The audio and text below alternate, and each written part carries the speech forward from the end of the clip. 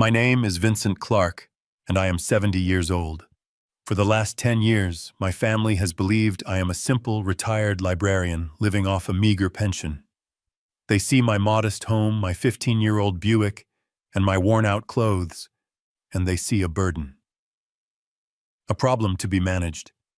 What they don't see is the truth.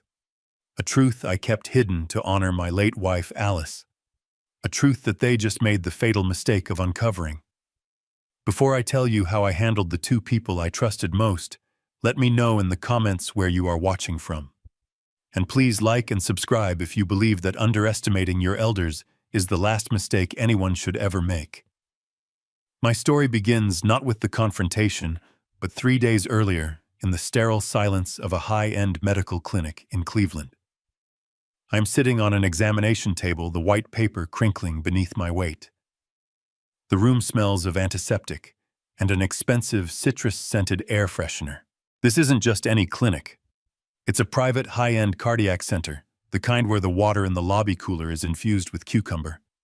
This is my gift from my daughter Jenna. Her voice, sweet as poison, echoed in my memory from the phone call 2 days ago. "Daddy, you need to be looked after.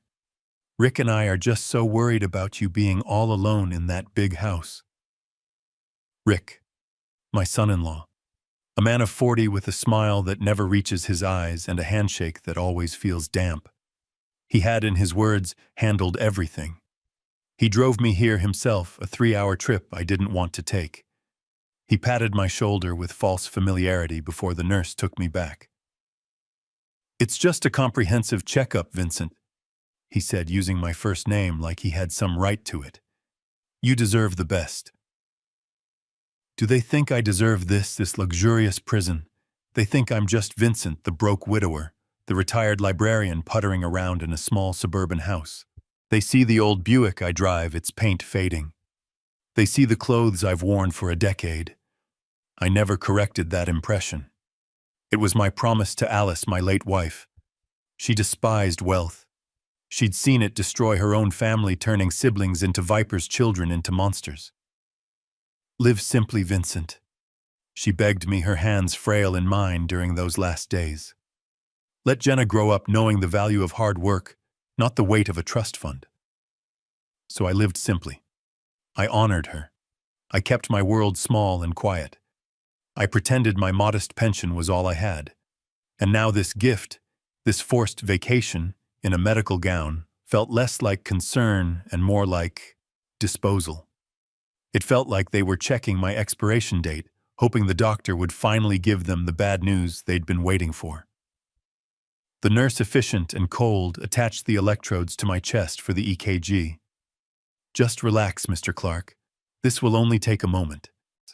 As she turned her back to fiddle with the machine, my simple phone, an old iPhone 8 I kept specifically for family interactions, buzzed on the side table. I glanced at it. An email from my bank. That was wrong. I never ever get emails from my bank unless a transaction exceeds 5 figures. My heart gave a lurch that had nothing to do with the monitor. I picked up the phone. Subject: wire transfer confirmation. My fingers fumbled with the screen. I opened it. Body: Dear Mr. Clark, this message is to confirm a deposit of $300,000 into your savings account from Unity Real Estate Escrow. $350,000. Escrow. Unity Real Estate. A cold dread washed over me, so profound it left a metallic taste in my mouth. I ripped the electrodes from my chest. The machine shrieked in protest, a long, piercing beep. The nurse spun around. "Sir, what are you doing?" I ignored her, hitting Jenna's number on my phone. She picked up on the second ring, her voice sickeningly cheerful. "Daddy, how's the checkup? Are the doctors taking good care of you?" "Jenna," I said, my voice flat. "Why did I just get $350,000 from an escrow company?" There was a beat of silence, just 1 second of dead air, then a shriek of forced excitement. "Oh, you saw it!" Surprise, we sold your house, the one on 124 Elmwood. I sat down hard on the edge of the table. The paper crinkled. The room felt like it was tilting. You... What? Rick handled all the paperwork. She giggled as if she'd just planned me a birthday party. That old house was way too much for you to handle alone. And it was just sitting there, so Rick found a buyer, a cash offer, and we used a little of it, $300,000, to pay off his business debt. Don't worry, she added quickly, as if this were the good part. We put the rest, $50,000, right into your account for your retirement. See, we're taking care of you. We'll come pick you up when you're done at the resort. We have another huge surprise waiting for you at home. Business debt. $50,000 for me. My blood ran cold, but my voice remained steady. That's quite a surprise, Jenna. I need a moment to process. I'll call you back. I hung up before she could say another word. The nurse was looking at me alarmed. Sir, are you all right? Your heart rate. I need some air. I lied, my voice hoarse. Just 5 minutes. I walked out into the pristine carpeted hallway. I didn't stop. I walked past the designer water fountains, past the abstract art, and into a secluded alcove by the elevators. I reached into the hidden compartment of my old worn leather wallet, the one they always made fun of, and pulled out my other phone. It was a military-grade encrypted smartphone that Jenna had no idea existed. I pressed the only number on my favorites list saved under the name Harrison. Harrison isn't my lawyer. He's my chief operating officer. He's the man who runs the day-to-day operations of my actual life. He answered instantly, his voice professional and crisp. Mr. Clark, I hope this call isn't an emergency. Are you enjoying your time in Cleveland? Harrison knew about my simple life. He was one of only 3 people who did. He found my dual existence amusing, but he understood the reasoning Alice and I had established. He was the executor of her will. Harrison, I said, my voice low and tight, cutting through his pleasantries. Someone just sold my property at 124 Elmwood without my authorization. The line went utterly silent for 3 seconds. When Harrison spoke again, the amusement was gone, replaced by cold, hard steel. Sir, that's impossible. 124 Elmwood is a corporate asset held by the LLC. To sell it, it requires the CEO's signature notarized and verified. Exactly, I said. And I am currently in Cleveland. Someone forged my signature. They sold an $800,000 property for $350,000. My God, Harrison whispered. I'm on my way back, I said, already walking toward the exit.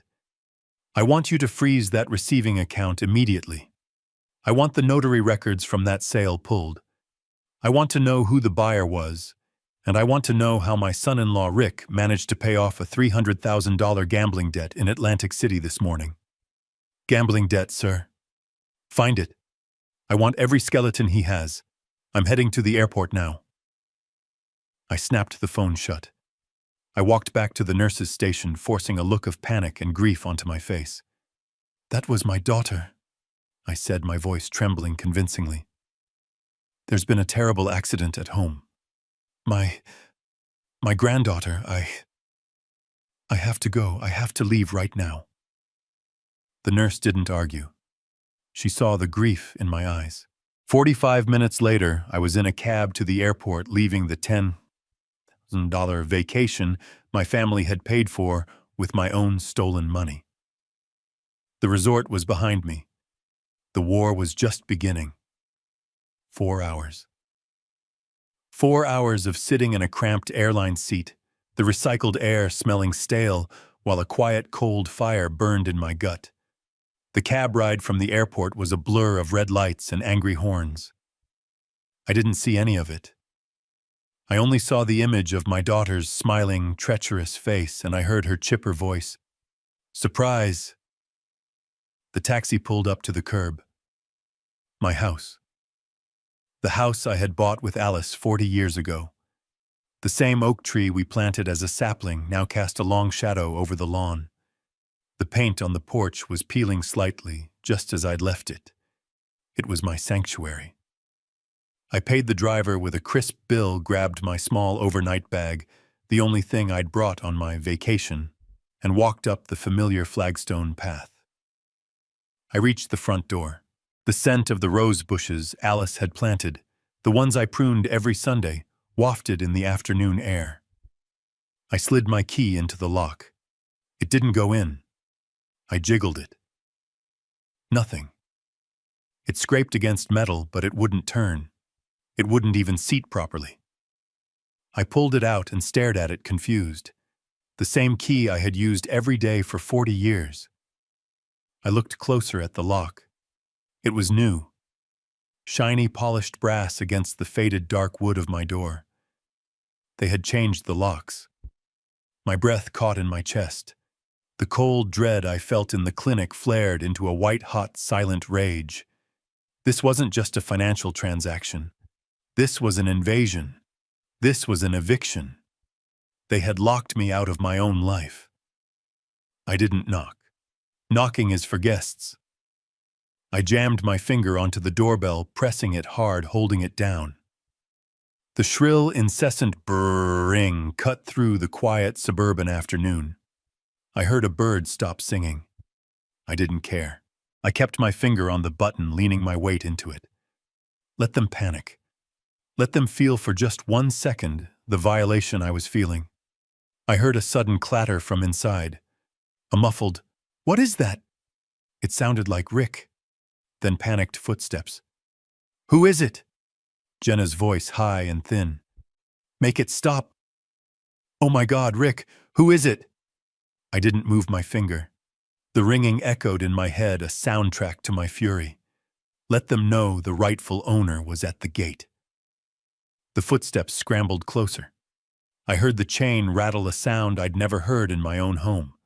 I heard the deadbolt slide back. The ringing finally stopped as the door was ripped open.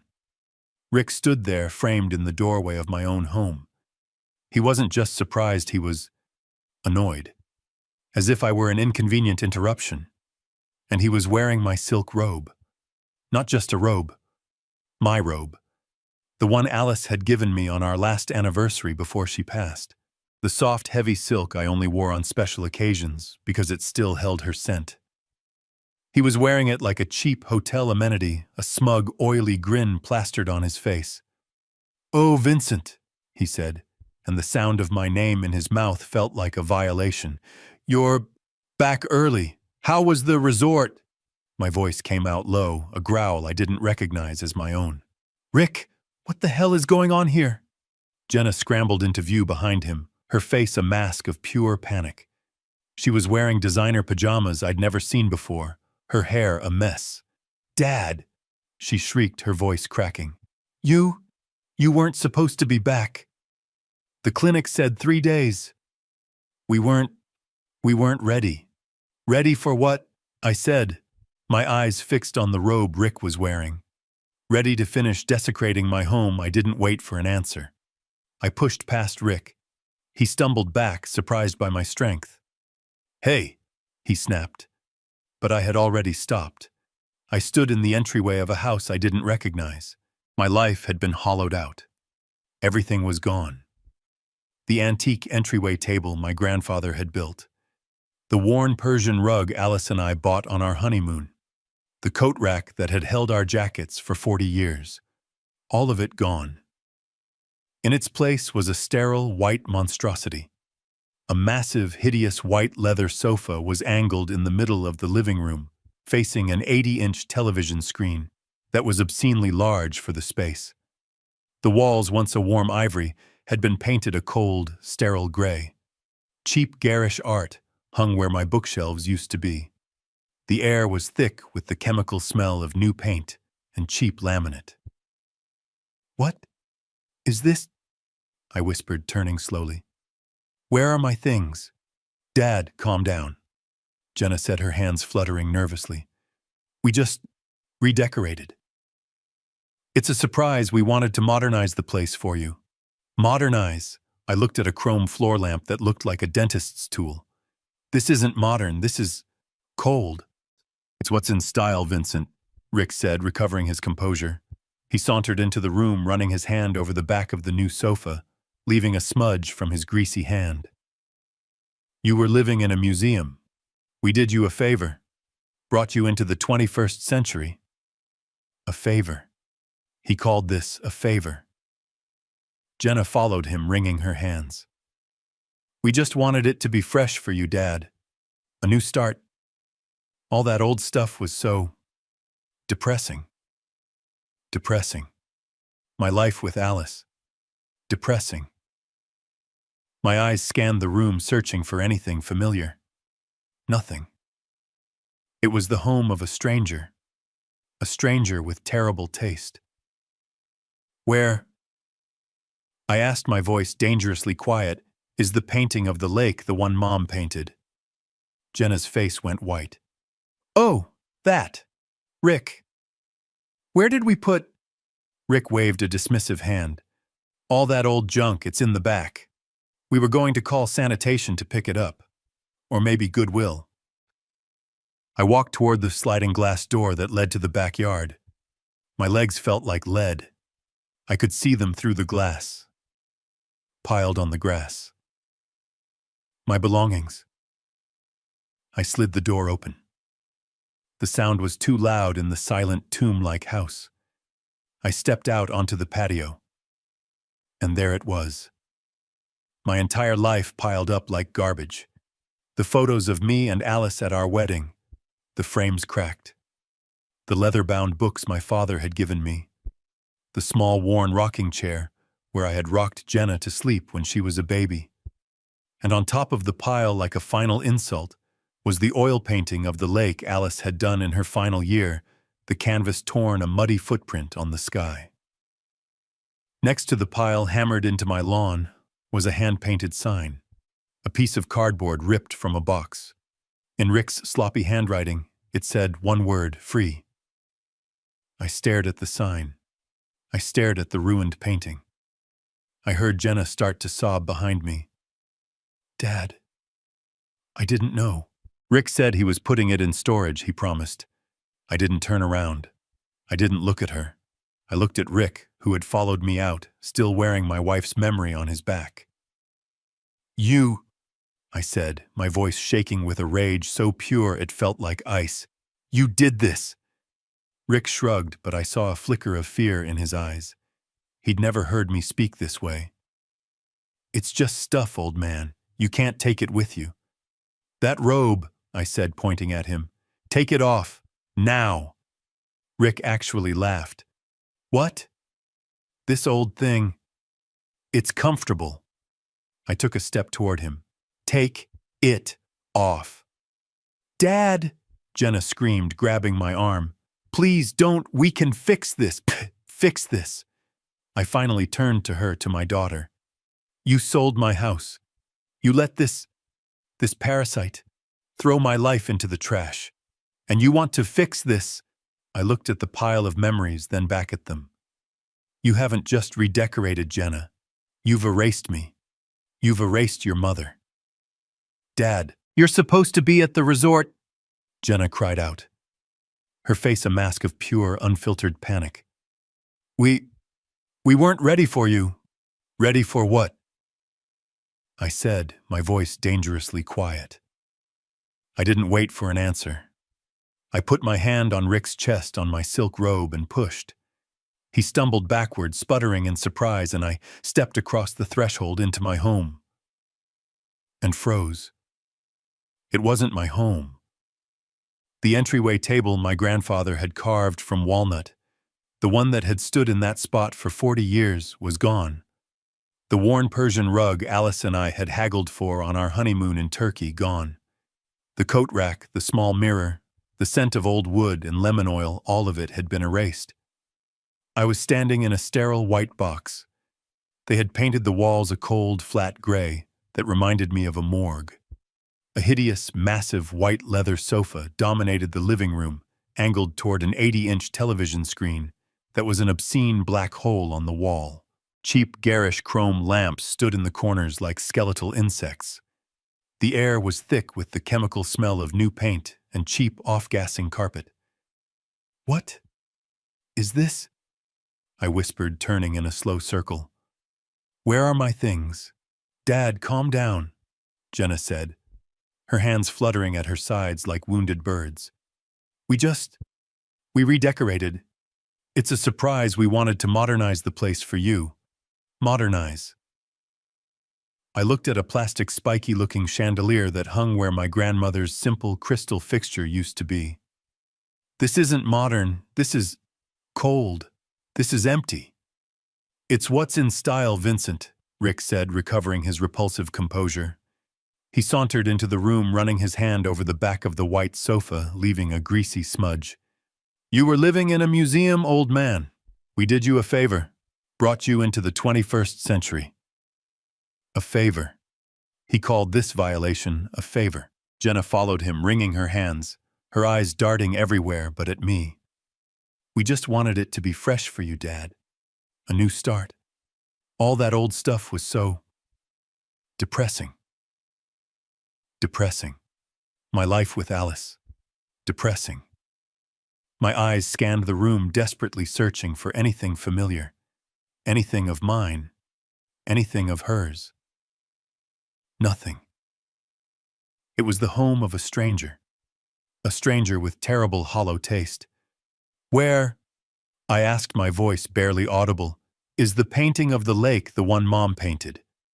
Jenna's face went white. She stopped wringing her hands. "Oh, that. Rick, where did we put—" Rick waved a dismissive hand, already moving toward the new gleaming kitchen. "All that old junk, it's in the back. We were going to call sanitation to pick it up. Or maybe Goodwill. I think they take old furniture." Junk. My legs felt like they were moving through wet cement as I walked toward the sliding glass door that led to the backyard. I could see them through the glass, piled on the grass. My belongings. My life. I yanked the door open. The sound was too loud in the silent, tomb-like house. I stepped out onto the patio. And there it was. My entire world piled up like garbage. The photos of me and Alice at our wedding, the antique silver frames tarnished the glass on one already cracked. My leather-bound books, volumes my father had given me, their covers warped from the morning dew. The small, worn rocking chair, the one I had sat in to rock Jenna to sleep when she was a baby, its leg broken. And on top of the pile, like a final grotesque insult, was the oil painting of the lake. The one Alice had painted in her final year, when her hands had begun to tremble but her spirit was still bright. The canvas was torn. A muddy footprint was stamped directly across the sky she had painted with such care. Next to this mountain of my memories hammered into my lawn was a hand-painted sign, a piece of cardboard ripped from a box. In Rick's sloppy, arrogant handwriting, it said one word: free. I stared at the sign. I stared at the ruined painting. I heard Jenna start to sob behind me. "Dad, I didn't know. Rick said he was putting it in storage. He promised me, he said it would be safe." I didn't turn around. I didn't look at her. I walked to the pile. I knelt, my 70-year-old knees cracking in protest, and gently, so gently, I touched the torn canvas. "You," I said, my voice shaking with a rage so pure it felt like ice.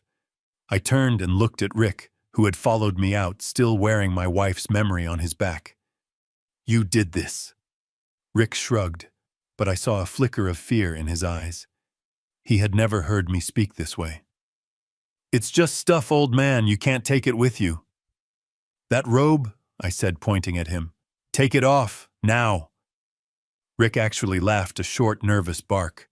"What, this old thing? It's comfortable." I took a step toward him. "Take it off." "Dad," Jenna screamed, grabbing my arm. "Please don't. We can fix this. We can buy new things. Fix this." I finally turned to her, to my daughter. "Buy new things. You sold my house. You let this parasite Throw my life, your mother's life, into the trash. And you want to fix this? I gestured to the pile, to the broken rocking chair. I held you in that chair. Your mother painted that sky while she was dying. And you let him, I pointed at Rick, put a boot through it and toss it in the garbage. You haven't just redecorated Jenna. You've erased me. You've erased your mother. What have you done? I shouted, my voice breaking on the last word. I gestured wildly, first at the pile of my ruined life on the lawn, then at the cold, alien furniture inside.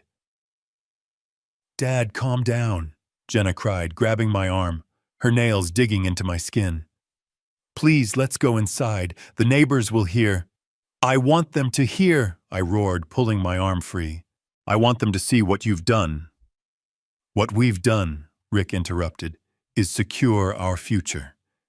He stepped forward, that smug, punchable grin spreading across his face.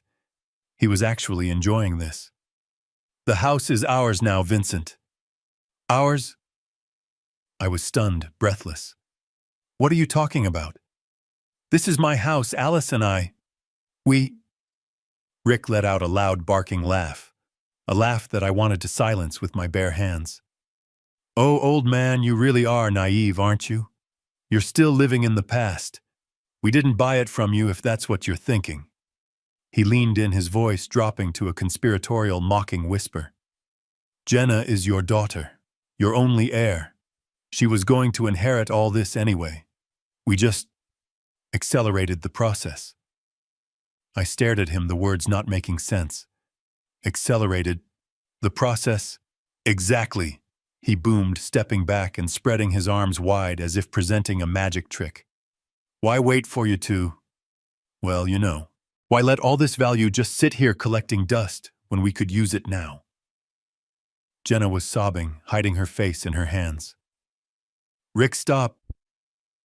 Don't say it like that. Say it like what? He snapped at her, his smile vanishing. It's the truth, it's smart. He turned back to me, the picture of condescending logic. Look, I'll explain it simply so you can understand, Vincent.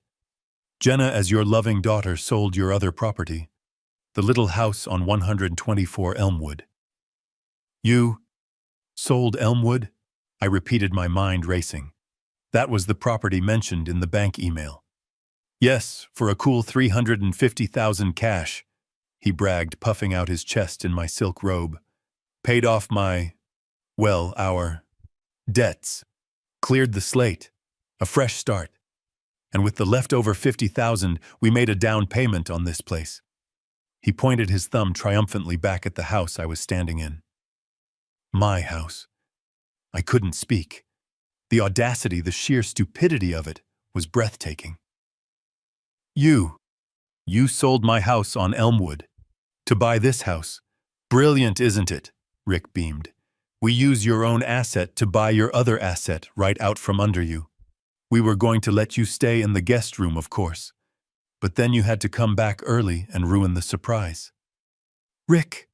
Jenna's voice was a thin wail from behind her hands. That's not what we agreed. You said we were just borrowing against it. You said it was a loan. Borrowing, selling, what's the difference? Rick dismissed her with a wave of his hand. It's all in the family, baby, and now it's all in our name. We bought this house 142 Willow Creek this morning. The papers are signed. It's ours. Done deal. He was so proud of himself, so utterly, completely proud of his little scheme. He thought he had taken my two small, modest assets and consolidated them into one that he controlled. He thought he had outsmarted the old retired librarian. He had no idea what he had just done. He had no idea that he had just confessed to wire fraud, bank fraud, and forgery, all while standing on the property of the very corporation he had just stolen from. Jenna looked up, her face streaked with tears and mascara. Dad, is it true? Is the house ours now? Did we buy it from you? No, I said, my voice dangerously calm. He didn't buy it from me. He bought it from Clark Properties, LLC. Rick's grin faltered. What? Yeah, that was the name on the deed. Vincent Clark, trustee for Clark Properties. Whatever. Same thing. It's your company, your house. Now it's our house. You're right about one thing, I said, taking a small, satisfying step toward him. It is my company, but it is not my house. It's a corporate asset. Just like the house on Elmwood was a corporate asset. You, Rick, just used funds you obtained fraudulently by forging my signature on federal closing documents to purchase a second property from the very entity you just stole from. You didn't just accelerate the inheritance. You've committed multiple felonies, and you've created a paper trail so clean, so perfect a first-year law student could get you convicted. Rick's face began to change. The smugness was draining away, replaced by a dawning, sickly pale confusion. What? What are you talking about, LLC corporate asset? You're a librarian. I said, until I retired 10 years ago to run my company full-time from the office you thought was my woodworking shop. Jenna's sobs hitched. She was looking at me now, really looking at me as if for the first time. Dad. What? You're lying, Rick yelled, but the bravado was gone. It was the desperate shriek of a cornered animal. You're a broke old man. This is all I have. This is all we have. You can't take it. I don't have to take it, I said, pulling out my simple old phone. The one they thought was all I had. The bank already has. The moment you forged my name, you triggered a fraud alert linked directly to my COO. I hit the number 1 on my speed dial. It rang once. Harrison, I said. He's here. In my robe. Yes, the silk one. He's just confessed to everything. Bring the team. It's time to take out the trash. Jenna was sobbing, hiding her face in her hands. Rick, she stammered, her voice muffled by her palms. Rick, that's not what we agreed. We agreed Dad could stay in the guest room. You said we'd just manage things for him. Shut up, Jenna! Rick roared, spinning on her. The mask of the casual, smug son-in-law evaporated, replaced by the raw, desperate face of a cornered animal. Pure panic flashed in his eyes. He was losing control. Don't you get it? He's back. He wasn't supposed to come back. Your plan is worthless. He turned back to me, his chest heaving, pointing a shaking finger. You can't be here. This is ours now. Ours. I kept my voice perfectly level, letting his hysteria build. Yes, ours, I checked, he yelled, confirming his first mistake. I checked the public records. This house is in your name. Fine. But your other house, the one at 124 Elmwood, that one was in your name too. He was pacing now, agitated, running his hands through his greasy hair, my silk robe flapping around his legs. Jenna sold it. That was the deal. She sold the Elmwood house, the only other asset you had in the world. The house I thought was your only real nest egg. He stopped, breathing hard, a wild, triumphant look in his eyes. He thought he had me. He thought he had figured it all out. And now, he continued, his voice dropping with false pity, you don't have that house anymore. Someone else owns it. It's gone. And this house, he gestured to the new ugly white sofa, is ours. We're here. We're living here. You have nowhere else to go. Jenna looked up, horrified. Rick, no! That wasn't the plan. It's the plan now, he screamed at her. He's here. What else are we supposed to do? He turned back to me, his face inches from mine, his breath hot and sour. You have no house on Elmwood, and I am not. He jabbed his thumb at his own chest. Letting you stay here. You lost, old man. He took a step back, a cruel, victorious smile spreading across his face as he delivered the final fatal line. You're homeless. Now get out of my house. Rick's words hung in the stale, paint-fumed air. He jabbed a finger directly at my face, his knuckles white. You lost, old man. You have no house on Elmwood, and you're not staying here. He grinned, a cruel, triumphant slash across his face. You're homeless. The word hit Jenna like a physical blow. She let out a choked sob and crumpled, sliding down the wall onto the new cold floor. Dad, I'm so sorry. I didn't. Her apology dissolved into incoherent weeping. She was a broken puppet whose strings had been cut. Rick watched her disgusted. Pathetic, he muttered. He turned back to me, expecting, I suppose, to see a similar collapse. He wanted me to beg, to plead, to break down and cry. He wanted me to be the weak, senile old man he had decided I was. I just stood there. I looked at the ruin of my wife's painting on the lawn. I looked at this stranger wearing my robe in my house. I looked at my daughter, a victim of her own greed and his manipulation. And I felt the rage recede, replaced by a profound, cold clarity. And then I smiled.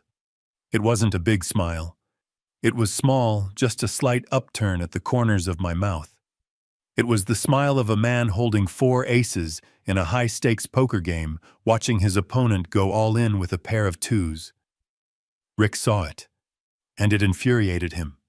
His bravado faltered, replaced by a dark, confused irritation. "What's so funny?" he snapped. "What are you smiling at? You just lost everything. You're a homeless person." I let the silence stretch just for a second longer, savoring the look of confusion on his face. Then I spoke. My voice wasn't the roar of an angry old man. It was calm. It was quiet. It was terrifyingly steady. "The house you sold," I said, my voice cutting through Jenna's sobs.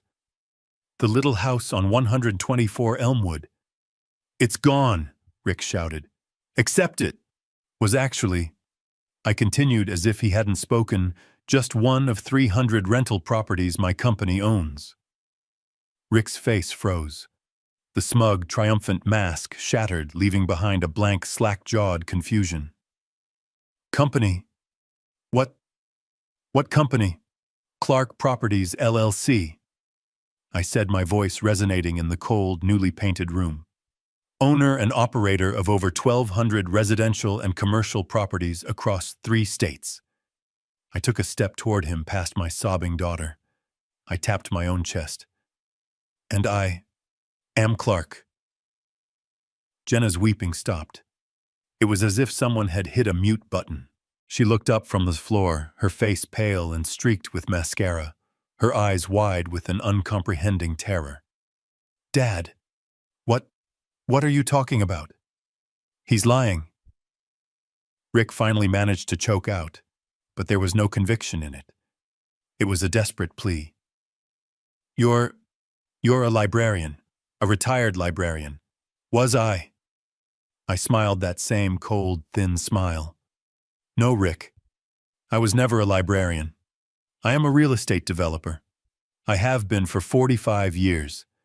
I started with a single duplex in a bad neighborhood, flipping it myself 40 years ago, before Jenna was even born. I built an empire brick by brick, deal by deal, while you were busy playing, what was it you called it, modern finance." Jenna struggled to her feet, leaning against the wall. But your clothes, the car, the Buick, your hands. You always worked in the wood shop." "Yes," I said, turning to her. Her confusion was the most painful part of this. The clothes, the car, the simple house, all of it was real. "Then how?" "Because of your mother," I said, my voice softening for just a moment. The anger faded, leaving only the deep old ache of her memory. "Alice, she hated money. She saw what it did to her own family, how it turned her brothers into vipers, how it poisoned everything they touched.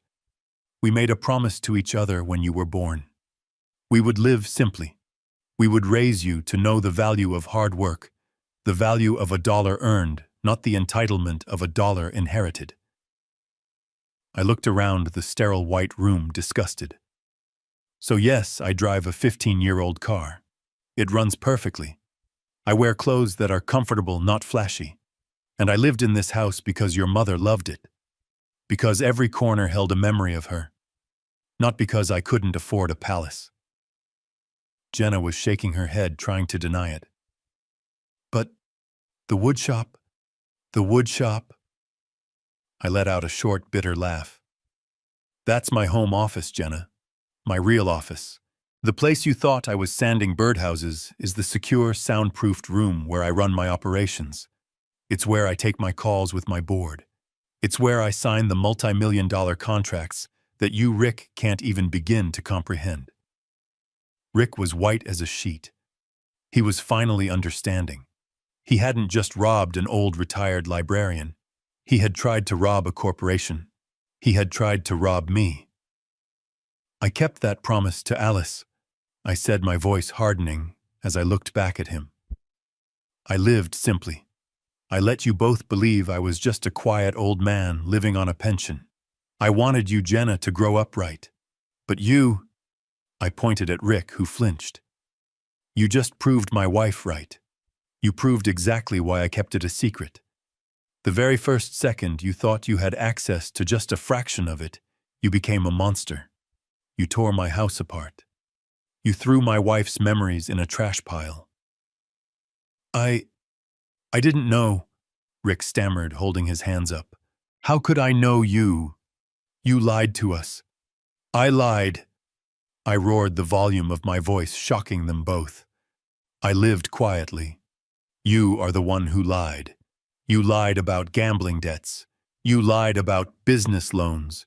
You lied to my daughter, telling her you were signing medical authorizations when you were forcing her to sign away her own father's property. You are a thief, Rick. A common, desperate, and remarkably stupid thief. He had nothing to say. He just stood there, my silk robe hanging limply on his sweating, trembling frame. Jenna whispered, Dad, then the house, Elmwood, is a corporate asset worth $800,000, not $350,000. I finished for her. And this house is also a corporate asset. You two are currently and illegally trespassing in my place of business. My wife Alice, I said, my voice cracking for the first time. The rage was so clean, so pure, but her name still brought the pain. I saw Jenna flinch. She hadn't heard me speak of her mother with this much emotion in years. Your mother, she hated money, I said, my voice dropping. She didn't just dislike it, Jenna. She hated it. She watched it destroy her family. I mean, literally destroy them. She watched her two brothers end up in court suing each other into bankruptcy over their father's will. She watched them stop speaking, watched them walk past each other at their own mother's funeral without a single word. She saw how the promise of money turned good men into greedy, hollow shells. She saw how it made people see other human beings as obstacles or as assets. I looked directly at Rick, who was still sweating in my silk robe. Sound familiar? I turned back to Jenna. When we got married, we made a pact. We had money, I was already building, but we would never let it define us. We would never let it poison our family. We agreed to live simply. We chose this house not because it was all we could afford, but because it was enough. It was a home, not a status symbol. We bought the Buick because it was reliable, not because it was flashy. And we agreed, I said, my voice growing thick, that we would raise you to know the value of hard work, the value of a dollar earned. We wanted you to respect a person for their character, not their bank account. We didn't want you to grow up to be, we didn't want you to grow up to be like them. I gestured toward Rick, and by extension, his entire philosophy. So yes, I retired 10 years ago.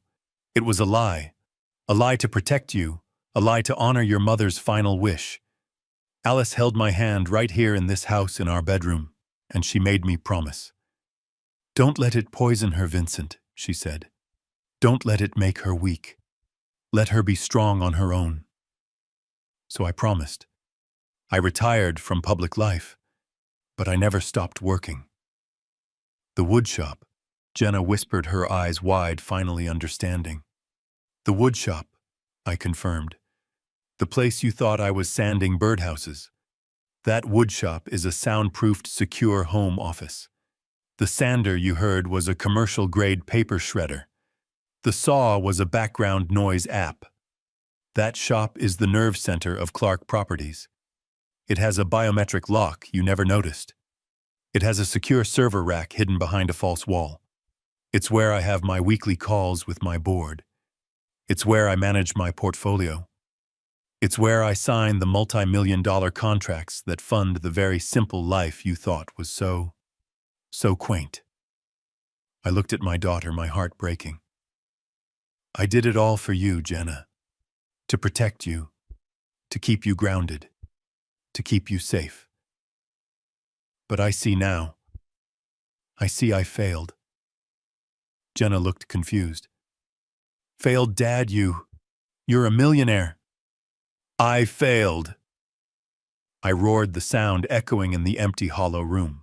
Don't you see, I spent 35 years protecting you from money. I was so focused on keeping you safe from what it could do to you, that I never protected you from what people would do to get it. I taught you to value hard work, but I didn't teach you how to spot a predator. I made you kind, but I left you naive. I left you vulnerable. I was so busy protecting you from becoming someone like him. I jabbed a finger at Rick, that I just made you the perfect, trusting, easy target for him to find. I failed you, Jenna. I failed your mother. Jenna was crying again, but these were different tears. They weren't the tears of a child caught in a lie. They were the tears of a woman realizing her entire reality was built on one. Dad, and you. I spun back to Rick, the brief moment of sadness gone, replaced by pure, cold granite. You are the proof of my failure. You are everything Alice was afraid of.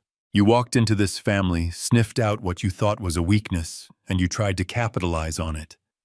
You saw a simple old man and a naive girl. You saw two easy marks. You saw a quick payday to cover your pathetic gambling debts. You didn't just disrespect me, you son of a bitch. You disrespected my wife's dying wish. You took the very principles we built our lives on, and you tried to pawn them off for cash. Rick started to sweat, profusely. The perspiration beaded on his forehead and ran down his temples, soaking the collar of my silk robe. He held his hands up, a pathetic gesture of surrender. I didn't know. He stammered, his eyes darting between me and Jenna like a cornered rat. I swear, Vincent, I didn't know about any company. He tried to take a step back to put distance between us. Jenna said it was your house, her inheritance. She said you were getting old, that you needed to be in that clinic. She said you'd agreed to it. Jenna, who was still crumpled against the wall, looked up, her face a mask of horrified betrayal. What, Rick, you told me? You said you'd talked to him. You said he was just confused and needed a little push. You're both lying, I said, my voice cutting through their pathetic back and forth. I looked at Rick. But you, Rick, you're the worst liar. I took a step toward him. You didn't know, I repeated, my voice dripping with contempt. You thought you were just helping. Yes. He seized on the word, desperate. Yes, I was just helping Jenna. She was worried about him. We were just trying to get things in order. I thought it was all legal. Legal, I repeated. The word tasted like ash in my mouth. You thought it was legal to get a notary public, a man I've since learned whose license was suspended, to witness me signing documents in a city I haven't been in for 6 months. You thought it was helping to forge my signature on federal closing documents. He stammered. The papers looked real. Of course they looked real, you idiot, I roared. You made them. You helped Jenna by finding a forger. Or maybe you did it yourself. You helped her by selling an $800,000 property for less than half its value in an all-cash deal to avoid bank scrutiny. You helped her by having the proceeds wired directly to your personal account, an account she wasn't even on. How exactly was any of that helping Jenna? Jenna let out a sound, a wounded animal noise. My name wasn't on it, Rick. You said it was a joint account for our future. Rick's face was a mottled red and white. He was trapped.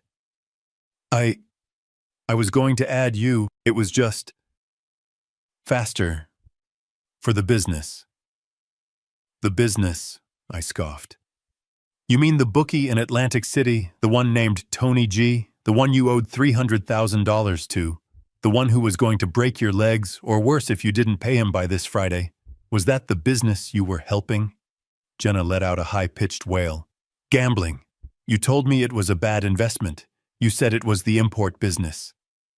It was, Rick screamed, completely unhinged now. It was all a misunderstanding. I was going to pay it all back.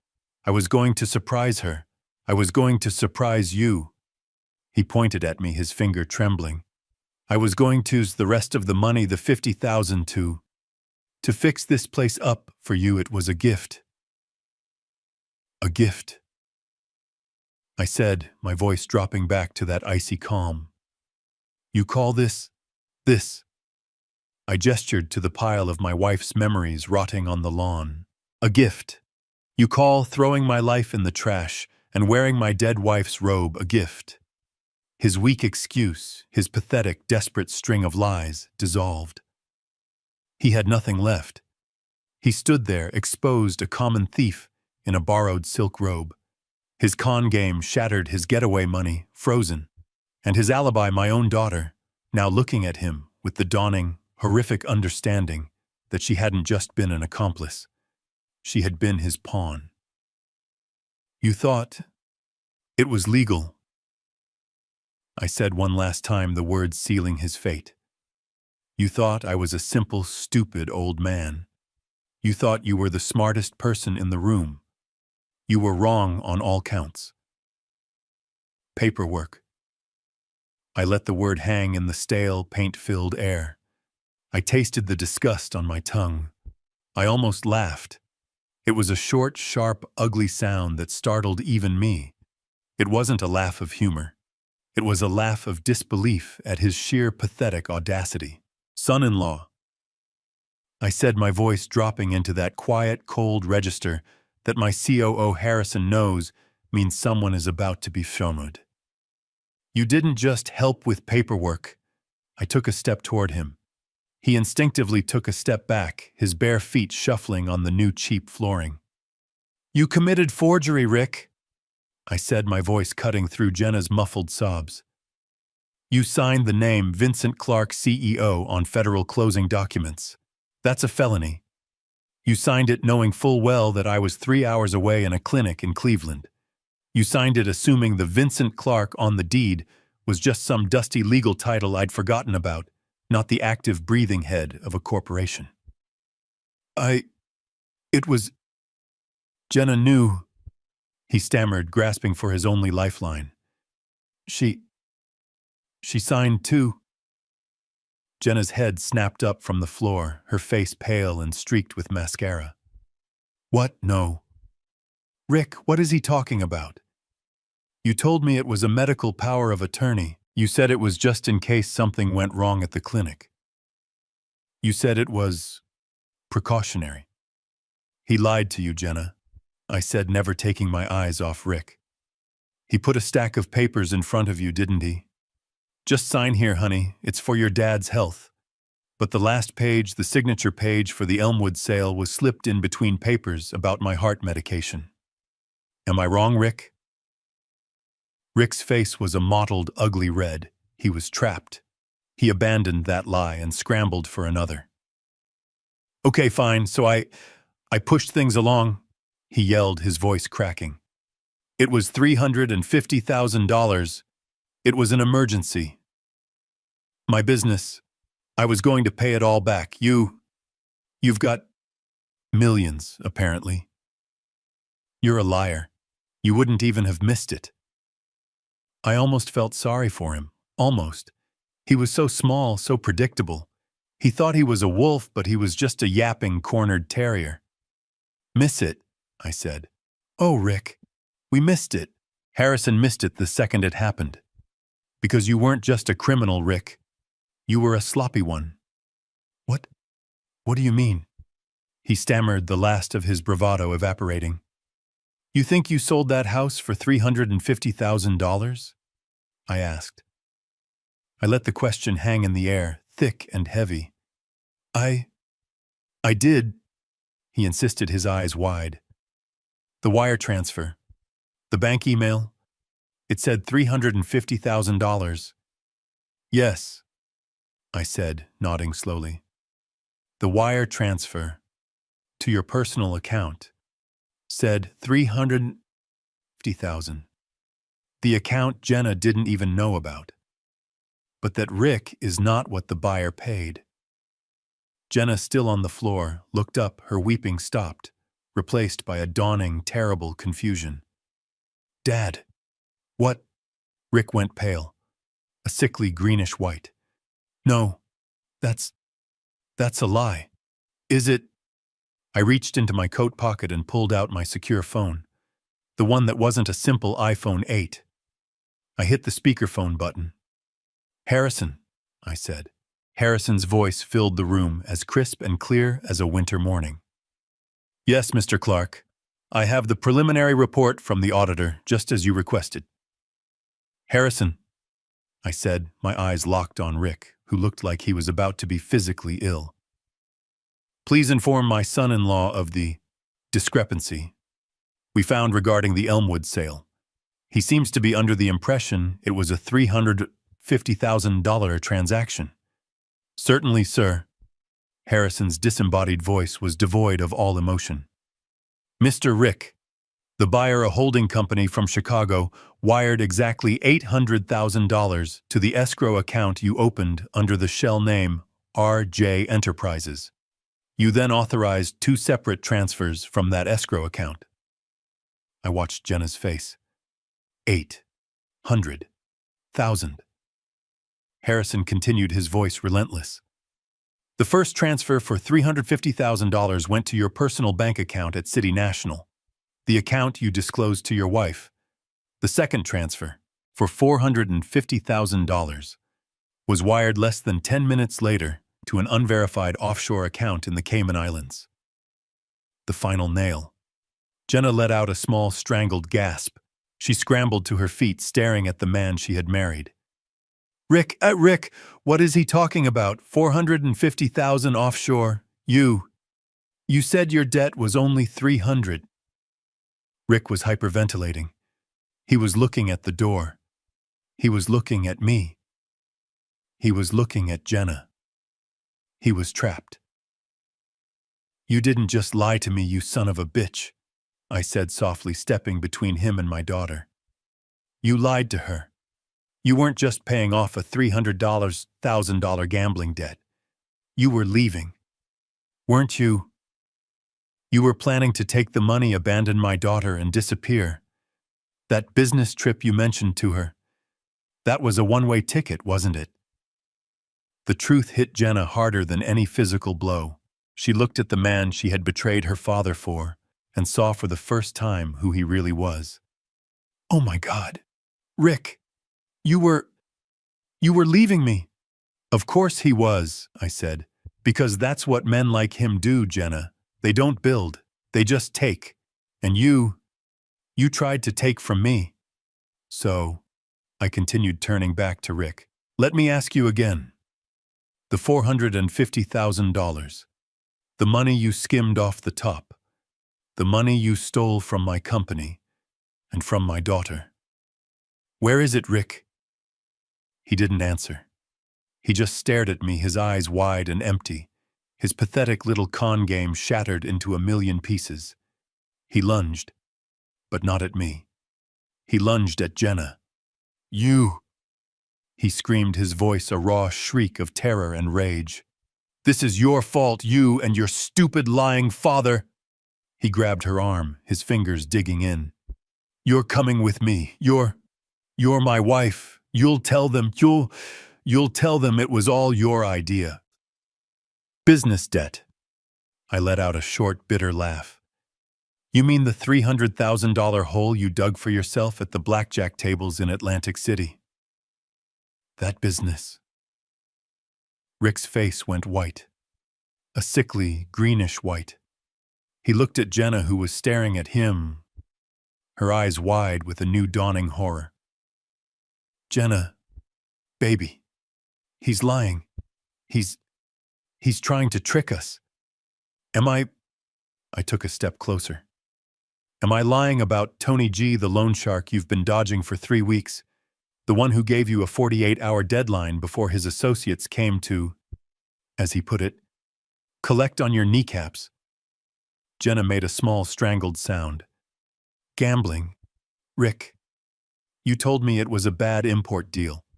You said the shipment was seized. He lied. I said, my voice flat, never taking my eyes off Rick. He's been lying to you since the day he met you. He didn't have a business problem.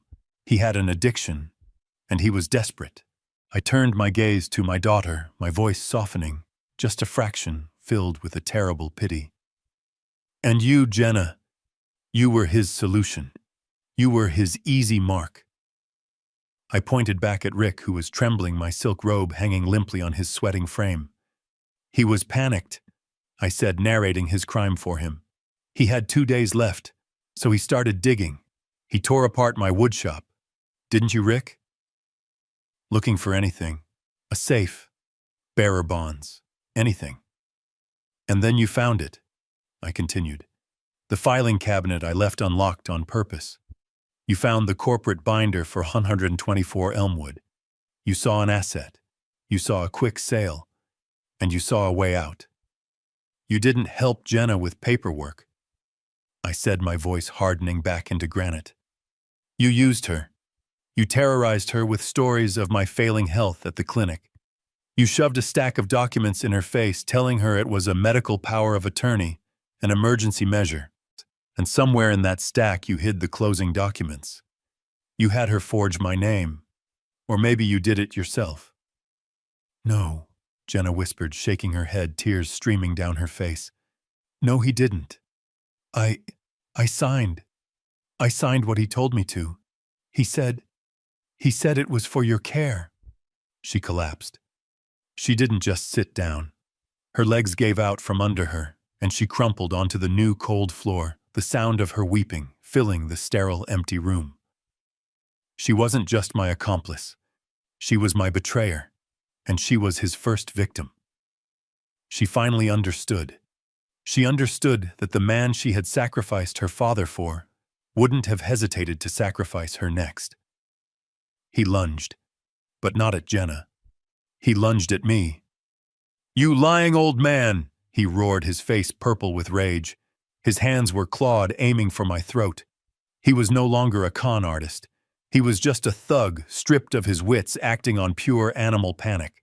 He saw his entire escape plan, the money, the new life, all of it evaporating, and he was trying to choke the man who was making it disappear. I didn't even flinch. I didn't have to. Click. The sound was quiet, precise. It was the sound of a high-quality deadbolt turning. The front door, which I had left ajar, swung open slowly, silently, on well-oiled hinges. Rick froze mid-lunge, his hands just inches from my chest. His head snapped toward the door. Harrison stood in the entryway. He was 60 years old, impeccably dressed in a dark, custom-tailored suit, his gray hair perfectly combed. He held a leather briefcase in one hand. Flanking him, standing just outside on the porch, were 2 large men in crisp black uniforms. They wore earpieces and the logo of a private security firm on their sleeves. They were built like refrigerators and looked utterly bored. Harrison surveyed the scene with the mild disinterest of a man looking at a messy room. He glanced at Rick, still wearing my silk robe, at my daughter, sobbing on the floor, and at the garish white sofa. His eyes finally met mine. Mr. Clark, he said, his voice calm and professional, cutting through the tension. I came as quickly as I could. I trust you are unharmed. I'm fine, Harrison, I said calmly, brushing a piece of lint from my sleeve. Our guest was just leaving. Rick slowly lowered his arms. He looked at the 2 security guards, then back at Harrison. The sweat was now dripping from his chin onto the silk of my robe. Who the hell are you? He stammered. Harrison ignored him. He stepped inside, walked past Rick, and placed his briefcase on the hideous new coffee table. He opened it with a series of sharp, satisfying snaps. He pulled out a thick sheaf of documents. He turned and held them out to Rick. "Mr. Rick," Harrison said, his voice devoid of all emotion. "On behalf of Clark Properties, LLC, you are hereby served." Rick just stared at the papers. "This," Harrison said, tapping the first document, "is a court order for an immediate asset freeze on all accounts associated with your name, your social security number, and your shell company, RJ Enterprises. The $350,000 you received and the $450,000 you attempted to hide offshore are now locked." Rick's mouth opened, but no sound came out. "This," Harrison continued, tapping the second, thicker document, "is a civil suit being filed against you for $5 million in damages citing corporate fraud, embezzlement, wire fraud, and forgery." Rick's hand trembled as he took the papers. "And this, Cho," Harrison added, handing him one final sheet, "is a temporary restraining order, effective immediately, prohibiting you from coming within 500 yards of Mr. Vincent Clark or his daughter, Ms. Jenna Clark. The two gentlemen at the door will be ensuring you comply, starting now." Rick stared at the papers, his mind clearly unable to process the words. "5 million, he whispered. He looked at Jenna, who was still on the floor, her body trembling. "Jenna, he's Mr. Rick," Harrison said, his voice as sharp as a scalpel. "The gentlemen at the door are here to escort you from the premises. You are trespassing on corporate property." One of the guards, a mountain of a man, with a placid face, stepped inside. He didn't look at Rick. He looked at me. "Sir?"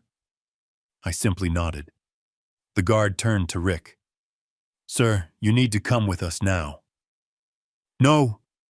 Rick suddenly shrieked, his voice pitching high with terror. He scrambled backward, tripping over the hideous white sofa. "This is my house. I bought it. You can't just—" The second guard entered. They moved with an efficient, practiced speed. They didn't grab him. They didn't run. They simply flanked him, their presence an immovable wall. "You are trespassing," the first guard said again, his voice a low rumble. "Please do not resist." "Jenna!" Rick screamed, pointing at my daughter, who was still weeping on the floor. Tell them this is our house. Tell them he's a liar." Jenna looked up at him, her face a ruin of mascara and terror. Rick, you lied to me. You lied about everything. You gambled." "You idiot," Rick spat at her. "You were my cover and you're too stupid to even do that right." That was the last straw. "Harrison," I said, "get them out." "Gentlemen," Harrison motioned with his chin. The guards moved. They each took one of Rick's arms. He was still wearing my silk robe. He struggled, but it was pathetic. It was like a child fighting two oak trees. "Get your hands off me," he yelled. "I'll sue. I'll call the police. This is assault."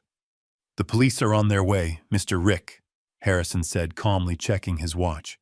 "They've been notified of an individual committing corporate fraud and trespassing. I believe they'll be very interested in talking to you." That stopped Rick's struggling. He went limp, his face a mask of pure abject terror. The first guard turned to Jenna, his voice surprisingly gentle. "Ma'am, you need to leave as well." Jenna looked at me, her eyes pleading, desperate. Dad, please, don't do this. I have nowhere to go. He took all my money. I'm your daughter." I looked at her. Taantu, who had let this man into our lives. The daughter who had watched him pile my wife's memories on the lawn like trash. The daughter who had signed the papers, whether she knew what they were or not. "And I said, my voice heavy, "am the man you were willing to sacrifice. You made your choice, Jenna. When you stood by and let him do this, you made your choice. Go with him." No, please," she sobbed, but she got to her feet.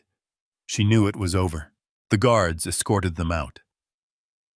Rick was silent now, shivering the reality of his situation, finally crushing him. Jenna was weeping openly, a desperate, ugly sound. The second guard held the door for her, and she stumbled out onto the porch barefoot in her expensive pajamas. The first guard spoke to Rick on the curb. "Sir, the robe." "What?" Rick stammered. "The robe. It is Mr. Clark's property. Please remove it." In the final exquisite moment of humiliation, Rick, in front of the neighbors who were now cautiously peering out their windows, had to shrug off my silk robe, leaving him standing on the sidewalk in just his boxers and a t-shirt.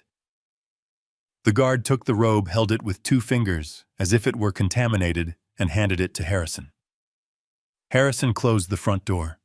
The click of the new deadbolt locking echoed in the empty, silent house. I stood there for a long time. The smell of new paint was suffocating. "Sir," Harrison said, breaking the silence. He was holding the silk robe. "I'll have this cleaned." "Burn it," I said. He nodded, placing it in his briefcase. "As you wish. Now for the cleanup."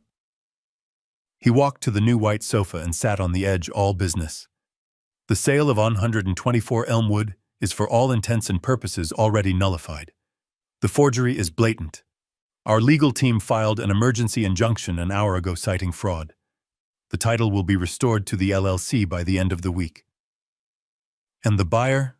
I asked, suddenly tired. "The person who bought it in good faith." "Ah, yes, Harrison said. "A holding company from Chicago. They were also victims of Rick's fraud. They paid $800,000 for a property they never legally received. So they're out the money," I said. It was a terrible, messy situation. "Not at all." Harrison smiled, a thin, satisfied smile. "That's the elegant part of this. The buyer will be made whole. The full $800,000 will be returned to them." "How?" I asked. "If Rick spent the—" "He didn't get to," Harrison said. "The 300 his personal account frozen. The $450,000 he wired to the Caymans. Also frozen. Our international banking partners are very efficient. We will use those frozen funds, Rick's stolen money, to refund the buyer completely. Rick won't see a single cent. He doesn't even get to keep the profit from his own crime. And he'll face charges from them too," I mused. "Oh, absolutely," Harrison confirmed. "The buyer is not pleased. They are filing their own suit against him for damages and misrepresentation. He'll be tied up in litigation for the rest of his life, assuming he stays out of federal prison, which I must say seems unlikely." He stood up and looked around the room, his nose wrinkling in distaste. "Now about this situation. I'll have a crew here in the morning to remove all this, and I'll contact the restoration company to see if they can salvage what's on the lawn." I nodded, walking to the sliding glass door. I looked at the pile, at the torn painting of the lake. "No," I said, my voice quiet. "Leave the furniture for now." "Sir, just send a truck," I said. "A dump truck. And have it all taken to the landfill. The sofa, the TV, and the pile on the lawn." "Vincent," Harrison said gently, "are you sure some of Ms. Alice's things might be—" "They're not things anymore," I whispered, touching the cracked glass of her wedding photo. "They're just a reminder of what I lost. Get rid of it. Get rid of all of it." 2 days passed. 2 days of absolute, deafening silence. Harrison's crew had been brutally efficient. The hideous white sofa, the oversized television, the cheap, garish art, all of it was gone, hauled away to a landfill. My house was empty. It was just rooms, walls, and the ghosts of 40 years. The smell of new paint was still there, a chemical reminder of the violation, but underneath it I could just begin to smell the old wood and lemon oil, the faint, lingering scent of home. I was in the kitchen scrubbing the new ugly countertops Rick had installed when the phone started. My old simple phone. The one for family. It buzzed on the counter, the screen lighting up with Jenna's name. I looked at it. I watched it vibrate, a frantic, desperate dance on the cold quartz. I felt Nothing. Just a vast, cold emptiness. I let it ring until it went to voicemail. A minute later, it buzzed again. A new message. I put down my sponge, dried my hands, and played it. Dad. Dad, pick up. You can't do this. Where are we supposed to go? We're at a motel. Rick he's going crazy. He's yelling, "You threw us out! You threw me out, your own daughter! How could you do this?" Her voice was high and shrill. It wasn't the sound of remorse. It was the sound of indignation, of entitlement. She wasn't sorry for what she did. She was angry that she'd been caught. Angry that the consequences were real. I deleted the message. The phone rang again. Jenna. I silenced it. It rang again. Jenna. I silenced it again. For the next 8 hours, it was a constant barrage. 23 missed calls, 15 text messages, each more hysterical than the last. "Where are you? You have to fix this," Rick is saying. "This is all your fault, Dad. Please." My secure phone buzzed. It was Harrison. "Sir," he said, his voice calm. "Just an update. They're at the Sunlight Inn just off the I-90, a pay-by-the-week motel. Their credit cards were, of course, declined. They paid cash for one night. That was 2 hours ago." "And Rick's associates?" I asked. "They're aware of his location," Harrison said. "In fact, they called our office reception asking if we knew where a Mr. Rick was. We informed them we do not employ anyone by that name, but they are persistent. I imagine his time is running short." The wolves were closing in, and Rick was trapped. As if on cue, my other phone lit up. A new voicemail. Jenna again. I played it. This one was different. The anger was gone, replaced by a desperate weeping panic. "Dad, please, please pick up. It was him. It was all him. He lied to me, Dad. I swear he did. He told me it was a business loan. He told me you were confused, that the clinic, that you needed help. He said it was just paperwork to protect you. I didn't know about the gambling. Dad, I swear I'm your daughter. You can't let this happen to me. I have nothing. He took all my cards. He said I was the one who messed up." She was starting to realize. She was starting to see that her shield, the man she had betrayed me for, was now using her as his. She still wasn't apologizing for her choices. She was just crying about his. I deleted the message. I went to the backyard. The pile of my life was gone, taken to the dump as I'd requested. All except for one thing. I had found the small, worn rocking chair, the one I'd rocked her in as a baby. Its leg was snapped. I had spent the morning in my wood shop, my real office, carefully gluing it back together. The wood was clamped, drying. I sat on a stool looking at it. Would Alice have forgiven her?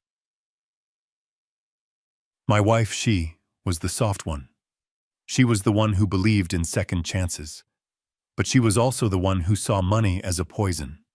She would have seen Rick for what he was in a single second. She would have protected Jenna. But I hadn't. The phone rang again, and again, and again. By the next morning, there were 57 missed calls. I listened to the last voicemail. It came in at 3 a.m. Jenna's voice was no longer hysterical. It was dead. Hollow. "Dad, he's gone. I woke up and he's gone. He took the car. He took the last of the cash from my purse. He left me here, at this horrible, disgusting place. The men he owes money to, they found us. They were banging on the door all night. I hid in the bathroom. Dad, I'm scared." Her voice broke into a desperate, childlike sob. "I'm all alone. I have nothing. I... I don't know what to do. Dad, please. I'm your little girl. You... You have to help me, please. Daddy, help me. Daddy. The word hit me like a physical blow. A word she hadn't used in 20 years. A word she had reserved for when she was small and had scraped her knee. It was a calculated, desperate, final emotional weapon. I looked at the phone in my hand. I saw her name, my daughter's name, blinking on the screen. I thought of her alone in that cheap, terrifying motel, abandoned by the man she had chosen over me. I thought of the pile of my wife's memories ruined and rotting in a landfill. I thought about her betrayal, and I thought about his. I took a deep, steadying breath. The cold, hard clarity returned. She hadn't learned. She was just scared. She wasn't calling to apologize. She was calling to be rescued. I turned the phone off. I put it in the kitchen drawer and closed it. The silence was my answer. The silence in the house was profound. For 2 days, I had let the family phone lie dormant in the kitchen drawer. The constant, frantic buzzing had finally stopped. Jenna had given up, or at least paused her assault of text messages and tearful voicemails. I was in my woodshop, the room that was actually my secure office. The air smelled of old books and oiled wood. I was carefully sanding the new leg I had carved for the small rocking chair, the one I used to rock Jenna in. The repair was meticulous. It was a meditation. It was the only thing I could control. My real phone, the secure one, vibrated on the desk. I put down the sandpaper and wiped my hands. I looked at the screen.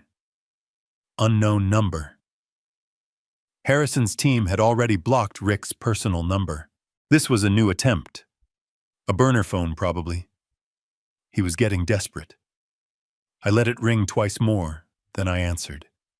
I said nothing. Silence on the other end. Then a ragged, uneven breath. Vincent, Rick's voice. It wasn't the smug, confident bark he'd used in my house. It wasn't the high-pitched shriek of panic I'd heard when Harrison's men escorted him out. This was a new voice.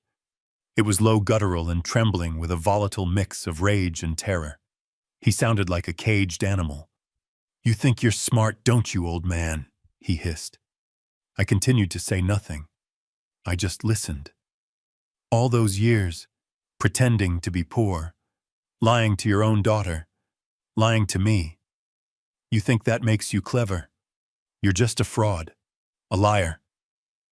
I picked up a cloth and calmly wiped a fleck of sawdust from my desk. "I'm done playing," he snarled. His voice was shaky. He was trying to sound tough, but the fear was leaking through every word. "I'm not going to jail, and I'm not getting my legs broken by Tony G. You're going to fix this, now." "Is that so?" I finally said, my voice as calm and dry as old paper. "Yes, that's so," he spat. "You're going to call off your attack dog, Harrison. You're going to drop that $5 million lawsuit, and you are going to unfreeze that account. You're going to give me the $300,000 I need. You're going to do it today." "And why?" I asked, genuinely curious. Would I do any of that, Rick? I heard him take a sharp breath like he was steeling himself. "Because if you don't, I'll destroy you. I mean it. I'll ruin you. You think you're so smart with your secret company, I'll go to the press. I'll go to every newspaper in this state. I'll tell them the great Vincent Clark, the big-shot developer, is a fraud, a liar who tricked his own family." "I can live with that," I said. "Oh, you can." He laughed, a high, unstable sound. "Can you live with this? If you don't give me that money, I'm going straight to the IRS. I'm going to tell them that the simple retired librarian is actually a multimillionaire hiding assets. I'm going to tell them you're running some massive tax evasion scheme, hiding billions offshore. I'll say you're trashing the environment. I'll say anything. I will bury you in so much federal paper, you'll beg to give me that money." He finished breathing heavily, clearly, very proud of his move. He had threatened me with the IRS. He had threatened me with a tax audit. I was silent for a long, long time. I looked at the wall in my office, at the framed photo of my wife Alice, her kind smile beaming at me. I felt a laugh rising in my chest, a real, genuine laugh. It was the laugh of a man who had just been threatened with a parking ticket while holding the deed to the entire city. It was the most absurd, most pathetic, most utterly stupid threat he could have possibly made. Rick, in his desperation, had just handed me the final perfect weapon. He had just confirmed he was too ignorant to even understand the kind of man he was trying to rob. "Rick," I said, my voice still calm. "Are you finished?" "I'm finished when you give me my money," he yelled. "You'll do what you have to do, Rick," I said softly. "And so will I." I hung up the phone. I sat there for a moment, savoring the sheer, beautiful irony. Then I dialed Harrison. "Harrison," I said, leaning back in my chair. "It's time. I need you to make a call for me. No, not to the FBI, not yet. I need you to call Andrew." There was a pause on Harrison's end. "Andrew, sir, as in Andrew Lindholm?" "That's the one," I said. Harrison let out a low whistle. "He's not just a tax lawyer, sir. He's the former commissioner. He's the man they call when they invent tax law." "Are you certain?" "Oh, absolutely," I said, a real smile spreading across my face. "My son-in-law just threatened to report me to the IRS for tax evasion. I think it's only appropriate that I have my personal tax attorney, who just so happens to be the man who wrote the current tax code, handle his complaint directly." I laughed. It wasn't a small chuckle. It was a deep, genuine laugh that started in my belly and rolled out of my chest, echoing in the quiet of my secure office. It was the laugh of a man who had just been threatened with a parking ticket while holding the deed to the entire city. It was the most absurd, most pathetic, most utterly stupid threat he could have possibly made. Rick, on the other end of the line, was silent, confused by my reaction. What's so funny?" "Oh, Rick," I said, wiping a tear from my eye, the laughter subsiding into a cold pity. "You really don't understand, do you? You still have no idea who you're talking to." "I'm talking to a lying old fraud." He spat, his bravado returning, fueled by his confusion. "No, son," I said, leaning back in my heavy leather chair. "You are talking to a man who owns 5 separate holding companies, all domiciled in Delaware, for the express purpose of asset protection.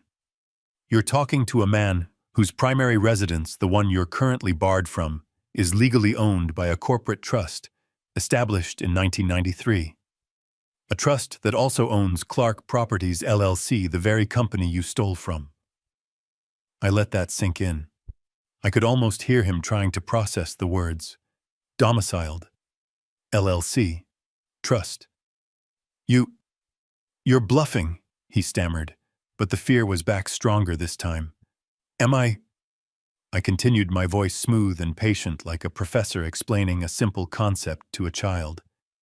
"You see, Rick, my entire life has been about paper, about documents, about making sure every I is dotted and every T is crossed. You think I built a 1,200 property empire and just hid the money under my mattress? You think I'm a tax evader? You lied. You pretended to be poor." "I didn't pretend," I corrected him. "I structured. The meager pension I live on, it's a structured monthly disbursement from the Alice Clark Family Trust. It's taxed, it's reported, it's perfectly legal. The Buick, it's a corporate vehicle leased by the LLC for local errands. My simple life, Rick, is a fortress. It's a masterpiece of legal and financial architecture designed by the best minds in the country. And you think you, a desperate amateur who got caught forging a single signature, can bring it down by calling the IRS?" I picked up a pen from my desk, a heavy old-fashioned fountain pen. "Let me tell you about Harrison. You called him my attack dog. He's not my COO, Rick. That's just his cover title for when he visits. Harrison is one of the most senior tax attorneys on the East Coast. He didn't just study tax law, he writes it. He's consulted by congressional committees. He lectures at Yale. The IRS doesn't scare Harris and Rick. The IRS audits us like clockwork every 2 years, and every 2 years they send us a polite letter confirming that everything is as always in perfect order. I paused, letting the full weight of his idiocy settle on him. You are threatening to report me to the very organization my entire professional life has been built to satisfy. You are threatening a man whose entire life is about the paper trail. A man who has documented every penny, every transaction, every legal entity for 40 years. I leaned forward, my voice dropping to a whisper. Now let's talk about your paper trail, shall we? The one you created in the last week. The forged signature on a federal document. The wire transfer of $800,000. The fraudulent escrow account. The offshore transfer of $450,000 of stolen funds. The falsified business debt you claimed to my daughter. The gambling markers from Atlantic City. Your life, Rick, is a chaotic, illegal, beautifully documented mess. You can't prove... I don't have to, I interrupted. You already did. You're threatening to call the IRS on me. Please, Rick, I beg you to do it. Call them. Send them an email, because the very first thing they'll do is look up the case number on the civil suit Harrison filed against you, the one that's already linked to the asset freeze. And then they won't be auditing me. They'll be auditing you. They'll be asking you where you got $800,000 in a single day. They'll be asking you why you didn't pay capital gains tax on it. You won't just be facing my lawyers, you moron. You'll be facing the full, undivided, and notoriously humorless attention of the United States Treasury. Complete utter silence. I could hear his ragged breathing. He was done. You have no idea who I am, Rick, I said softly, ending the lesson. You have no idea what you tried to steal. You have no idea what you've unleashed. You're a child playing with matches in a dynamite factory. And you just lit one. I could hear his breathing on the other end of the line, fast and shallow. It was the ragged, desperate sound of a man drowning in his own stupidity. His grand threat, his checkmate move of calling the IRS, had just been exposed as the pathetic, ignorant bluff that it was. He had no money. He had no leverage. He had no escape. The silence stretched for a full 10 seconds.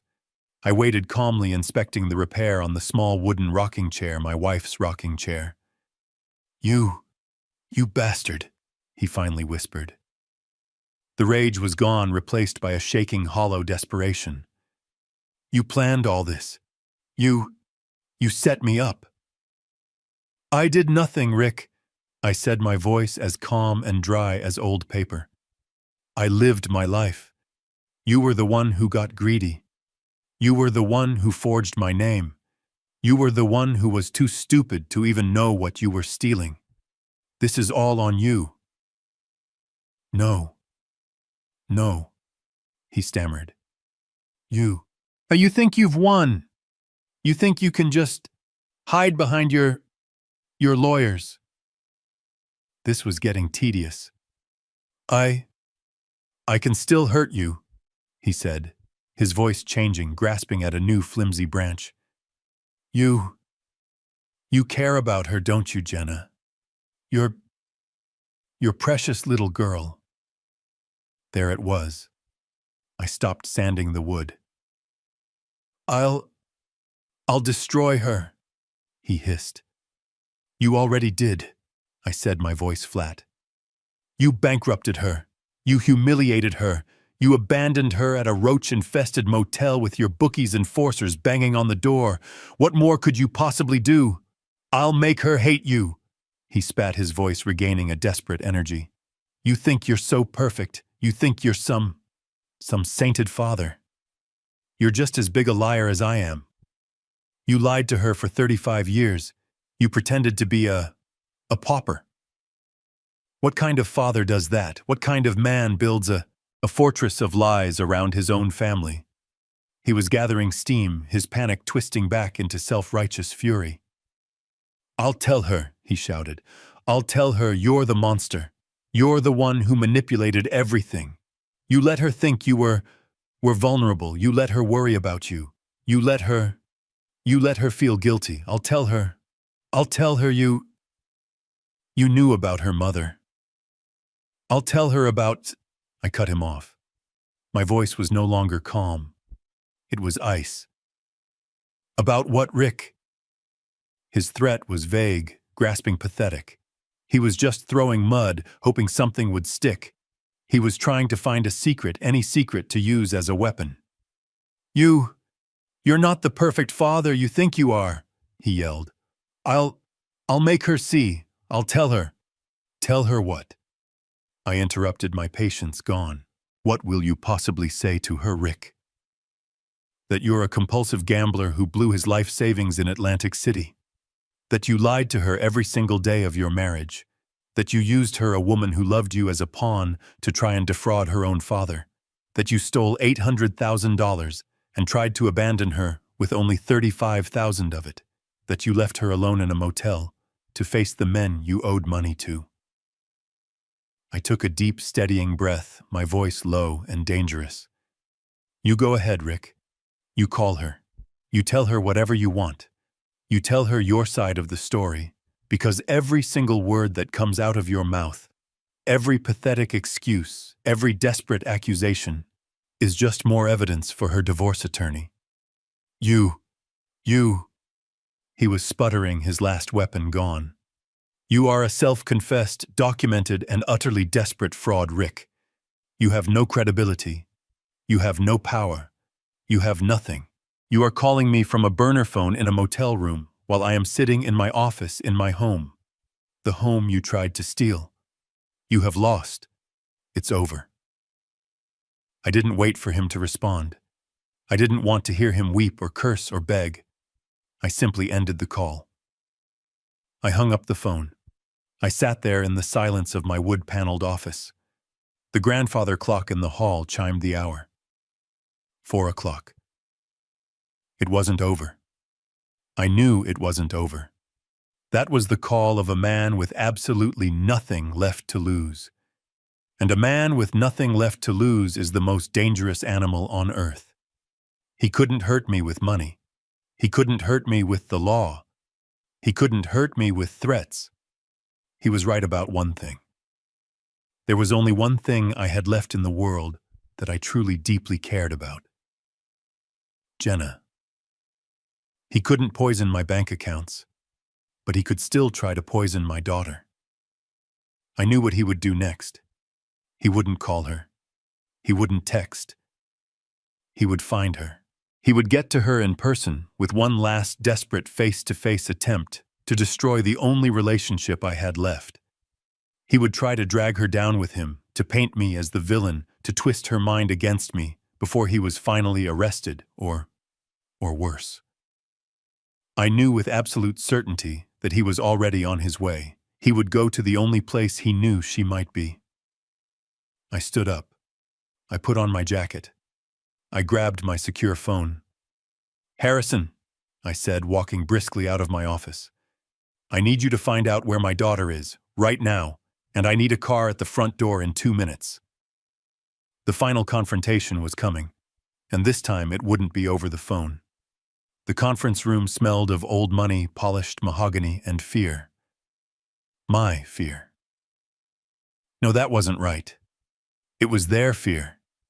It was so thick in the air I could taste it, metallic and sour. We were on the 42nd floor of the city's most powerful law firm. Not my firm. Harrison's. This was his turf, his kingdom. The room was silent save for the quiet hiss of the air conditioning. A single massive dark wood table separated me and Harrison from my daughter and her husband. I was at the head of the table. Harrison, in a perfectly tailored three-piece suit, sat to my right. Rick and Jenna sat opposite us, huddled together like survivors of a shipwreck. They looked haggard, desperate. Rick was wearing a wrinkled suit that looked slept in. His eyes were bloodshot, darting around the room from the floor-to-ceiling windows overlooking the city to the walls lined with leather-bound legal volumes. He looked like a cornered animal trapped in a cage far too elegant for him. He hadn't seen this room coming. Jenna was a ghost. She was pale, her hair lank and unwashed, her eyes red and swollen in a face devoid of all makeup. She looked small, shrunken like a child who had been severely punished. She hadn't come here willingly. None of us had, really. Harrison had summoned them. After Rick's pathetic, threatening phone call, I had done exactly what he feared. I had Harrison find Jenna. It wasn't hard. She was still at the Sunlight Inn, crying in her room, terrified to leave. Harrison's security team had invited her here. Rick had been easier to find.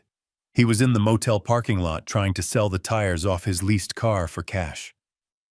Harrison's men had simply handed him a summons and told him his presence was non-negotiable if he wanted to avoid immediate arrest. So here they were, trapped. Harrison placed his briefcase on the table and opened it with two sharp metallic clicks. The sound echoed in the heavy silence.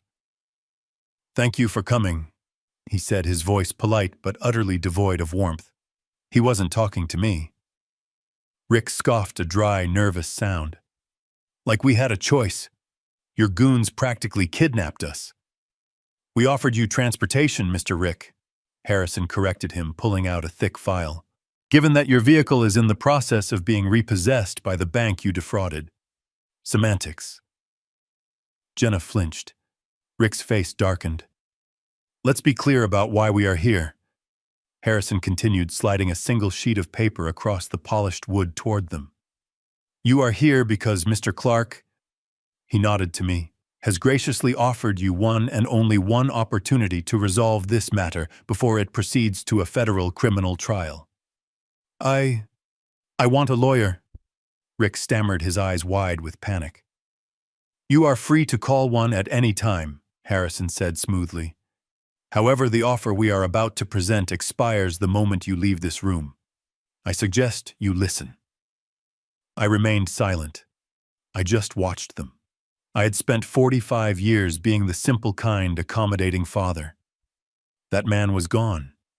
In his place was Vincent Clark, CEO, and I was here to review a failed investment. You can't do this." Rick tried one last pathetic bluff. "Jenna is his daughter. This is a family matter." "This stopped being a family matter, Rick." I finally spoke. My voice sounded strange in this formal room. It was hard, cold, unfamiliar. "It stopped being a family matter the second you decided to forge my signature on a federal document. It stopped being a family matter when you emptied my home and threw my wife's memories onto the lawn like garbage. It stopped being a family matter when you threatened to report me to the IRS. And it certainly stopped being a family matter when you took $800,000, lied to my daughter about it, and planned to abandon her." Jenna let out a low, wounded moan. She hadn't known about that last part. She hadn't known about the $450,000 he'd skimmed just for himself. I'd had Harrison leak that information to her through her motel room's phone just an hour before this meeting. She was looking at him now, her eyes filled with a new, fresh hatred that burned hotter than her grief. "Rick," she whispered. $450,000. Rick ignored her. He was focused on me, the source of his ruin. "So what is this, a public execution? You just brought us here to gloat before you send us to prison." "Gloat," I said. "No, Rick. I don't feel any joy in this. I feel tired. I brought you here because my daughter, despite her catastrophic judgment, is still my daughter. And you are a cancer attached to her. I am here," I steepled my fingers, "to discuss the terms of your removal." Harrison slid a second, much thicker document across the table. It landed in front of Rick with a heavy final thud. "That," Harrison said, "is a full, non-negotiable confession. It details your conspiracy to commit fraud, your forgery of Mr. Clark's signature, your wire fraud in the amount of $800,000, and your subsequent attempt to extort Mr. Clark by threatening a false report to the IRS. You will sign it. All of it. Rick stared at the document as if it were a snake. You're insane. Why would I ever sign this? This is a death sentence. You're asking me to confess. Yes, I said. I am. And what? Rick asked, his voice a hoarse whisper. Do I get in return? Jenna looked up, her face pale, waiting. She too wanted to know the price of her father's mercy. You get a choice, I said, leaning forward. A choice you do not deserve. I leaned forward, my hands resting flat on the polished mahogany. The entire room was silent, waiting. Rick was staring at the confession, his face pale, his eyes wide with a mixture of terror and confusion. Jenna was just watching me, her expression unreadable. Here is the offer, Rick, I said, my voice cutting through the silence. It is the only one you will receive. You have two options, and this is the one that doesn't involve you spending the next 20 years in a federal prison. Rick's head snapped up. Prison, he whispered. Forgery of a CEO's signature on an interstate property sale. Harrison interjected smoothly, not even looking up from his notes. That's wire fraud. Bank fraud. RICO statutes could apply. It's a significant amount of time. The federal sentencing guidelines are quite strict. So here is my offer, I continued. First, you will sign that document. Every page. You will initial every paragraph.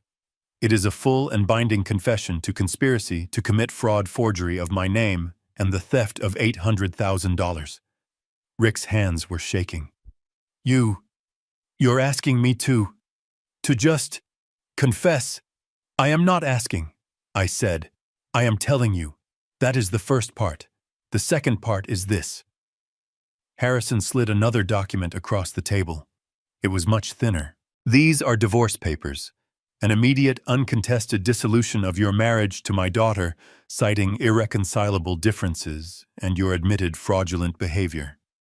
You will sign these as well. You will walk out of this room no longer her husband. Jenna let out a small, sharp gasp, as if she'd been struck. Dad, a divorce? I held up a hand to silence her. I am not finished. Rick was staring at me, his mind clearly racing, trying to find the angle, the trap. You want me to sign away everything. And in return, what you just let me go. He laughed, a dry, cracking sound. You'll have me arrested the second I walk out that door. No, I said, in return for your full confession and your signature on those divorce papers. Clark Properties LLC will agree not to pursue federal criminal charges against you. We will not hand our file over to the U.S. Attorney's Office. We will keep this a civil matter. Rick's eyes widened. This was not what he expected. You'll just let it go. And, I added, delivering the final unbelievable piece, I will pay your debt, the $300,000 you owe to Tony G in Atlantic City. I will have Harrison wire the money to him directly today. His associates will stop looking for you. You will be free of them. Jenna stood up so fast her chair screeched against the floor. Dad. No! You can't. You can't pay him, not after what he did. He's a criminal. He lied to me. Sit down, Jenna, I said, my voice sharp. She flinched, but she sat. This is not about what he deserves. This is about what we deserve. It's about a clean break. It's the price, I said, looking at Rick with utter contempt, of removing a parasite. $300,000 is a small price to pay to have you out of my daughter's life and my family's affairs forever. Rick was staring at me, his mind visibly calculating. I could see the gears turning. He was in a room he couldn't escape. He was facing federal prison time. He was facing a $5 million lawsuit. And his loan shark was going to break his legs. And I was offering an out.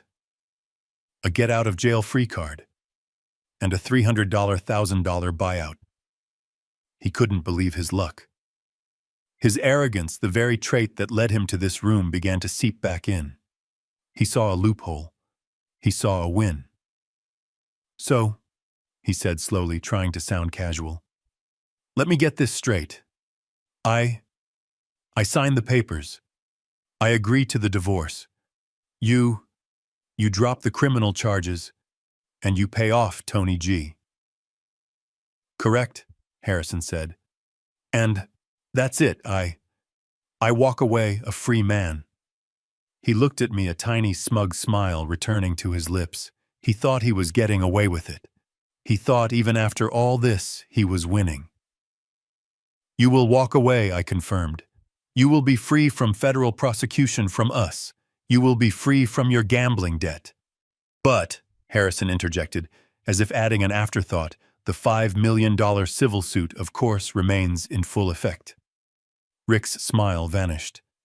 "What the lawsuit? But you said—" "I said we would not pursue criminal charges," I clarified. "I never said anything about the civil suit. You stole from my company. My company will be made whole. We will get a summary judgment against you based on your signed confession. We will garnish your wages, seize any assets you ever try to acquire, and pursue that $5 million plus interest for the rest of your natural life. You will never own a house. You will never own a car. You will never have a bank account with more than a few dollars in it. You will be free, Rick, but you will be poor. Forever." He was breathing hard again. But that's not a deal. You're still ruining me." "I am giving you a choice," I said, my voice like steel. "Option A, you sign nothing. You walk out that door. Harrison calls the U.S. attorney. You are arrested by sundown. You will be convicted. You will go to prison for Harrison. Given the forgery and the amount, I'd estimate 7 to 10 years minimum," Harrison said. 7 to 10 years in a federal penitentiary," I repeated. "And of course, Tony G will find you in there. Or perhaps he'll find your family. And you will still have the $5 million civil judgment waiting for you when you get out. Oh, and Jenna will divorce you anyway." I leaned in. "Or, option B, you sign those papers right now. You confess. You agree to the divorce. You walk out of here a free man. A poor free man, yes. A man who will be paying my company back for the rest of his life, yes. But a free one. You will not go to jail. And you will not have your legs broken. You get to keep your health and your freedom. All it costs is my daughter." I pushed the documents and a heavy, expensive pen toward the center of the table. "Choose Rick, prison, or freedom." He stared at the confession. He looked at Jenna, his face a mask of pure hatred. She was his ticket, and he had to throw her away to save himself. He laughed. A short, bitter, defeated laugh. He thinks I'm stupid," he whispered, looking at Jenna. "He thinks I'm going to. You are stupid, Rick," I said. "But the real question is, are you a fool?" Rick laughed. It was a sharp, ugly cracking sound that was half scoff, half sob. He looked at me, then at Harrison, then at the confession lying on the table between us. "A trap," he hissed, shaking his head. You think I'm that stupid? This is just another one of your games, old man." He leaned back in his chair, trying to reclaim some of his lost arrogance, folding his arms across his wrinkled suit. "Let me get this straight. You want me to just confess to everything, to sign my life away, and you want me to divorce my wife." He laughed again, louder this time. "Why would I ever do that? What's in it for me? You say you'll pay my debt and not press criminal charges. How do I know you won't just have me arrested the second I sign? How do I know you're not just getting this confession so you can hand-deliver it to the DA yourself?" I remained silent. I let him talk. I let him build his own pathetic case. "And divorce her," he said, gesturing at Jenna with a contemptuous flick of his hand. Why would I do that? I divorce her, I lose everything. I lose my connection to you, to this. He waved his hand around the expensive office. I lose my leverage. He was finally being honest. He saw my daughter as leverage. No, he continued, a smug, calculating look returning to his eyes. He was starting to think he was smart again. No, I'm not signing anything. I'm staying right where I am. I'm staying married to her. He looked at Jenna, who was watching him with wide, dead eyes. She'll forgive me, he said, turning back to me. She's my wife. She loves me. She's emotional. She'll get over the money thing. She'll forgive me, and then what, old man, huh? Then it's you against us.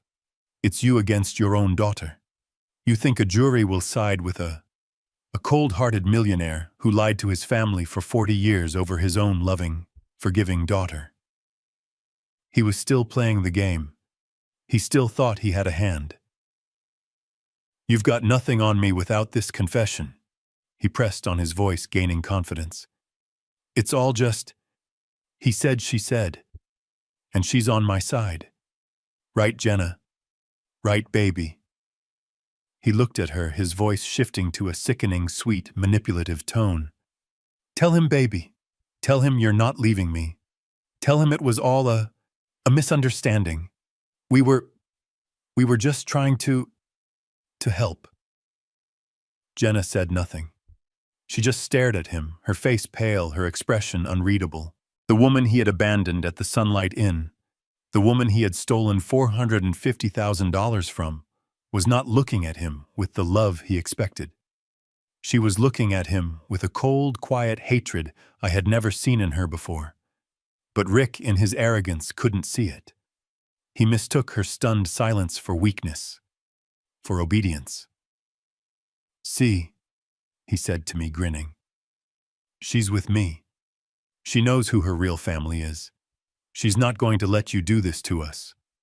He leaned forward, convinced he had just won. So here's my deal, old man. You drop the civil suit. You pay off my $300,000 debt. And you give us this house, the one on Willow Creek. You sign it over to us, to Jenna and me, free and clear. You do that, and maybe we'll let you come over for Thanksgiving. Maybe. He still hadn't processed the most important fact. He was still focused on the money, on the house. He didn't understand that his freedom was what was on the table. You're a fool, Rick, I said quietly. You're still focused on the civil suit. You're not listening. I am offering you a deal that keeps you out of federal prison. You're bluffing, he spat. You wouldn't send your son-in-law to prison. Jenna wouldn't let you. Jenna, I asked. I turned my gaze to my daughter for the first time in this meeting. Tell him, Jenna. Tell him what you think. Jenna's eyes moved from Rick's desperate face to mine. She took a slow, shaky breath. He left me, Dad, she whispered. At the motel, he stole my money. He was going to abandon me. He did what? Rick stammered, his team strategy crumbling. Jenna, no, I was going to get cash. I was coming back for you. Liar! She suddenly shrieked, all her pent-up terror and rage exploding. You lied about the gambling. You lied about the money. You lied about my father. You. I hope he does send you to prison. I hope you rot there. Rick's face fell. He had bet everything on his last card, her, and she had just set it on fire. He looked at me, his eyes empty. He had nothing. And besides, Rick, I said, twisting the knife he had handed me, there's one more thing you're not understanding. Your whole argument, it's based on a false premise. What? What premise? He whispered. Your premise, I said, is that you're better off staying with Jenna. That if you divorce her, you lose everything. You believe that because, as you've so charmingly pointed out, you think she's poor. You think ditching her I get nothing. Staying with her I get a chance at her father's money. You're still thinking about my money. I smiled. You're right about one thing. She's my daughter, and I've been taking care of her. But you, Rick, you have no idea just how well. You're wrong, Rick. I said, my voice quiet, cutting through his pathetic bravado. You are fundamentally wrong in your calculation. Your entire premise, that you lose everything if you divorce her, is false.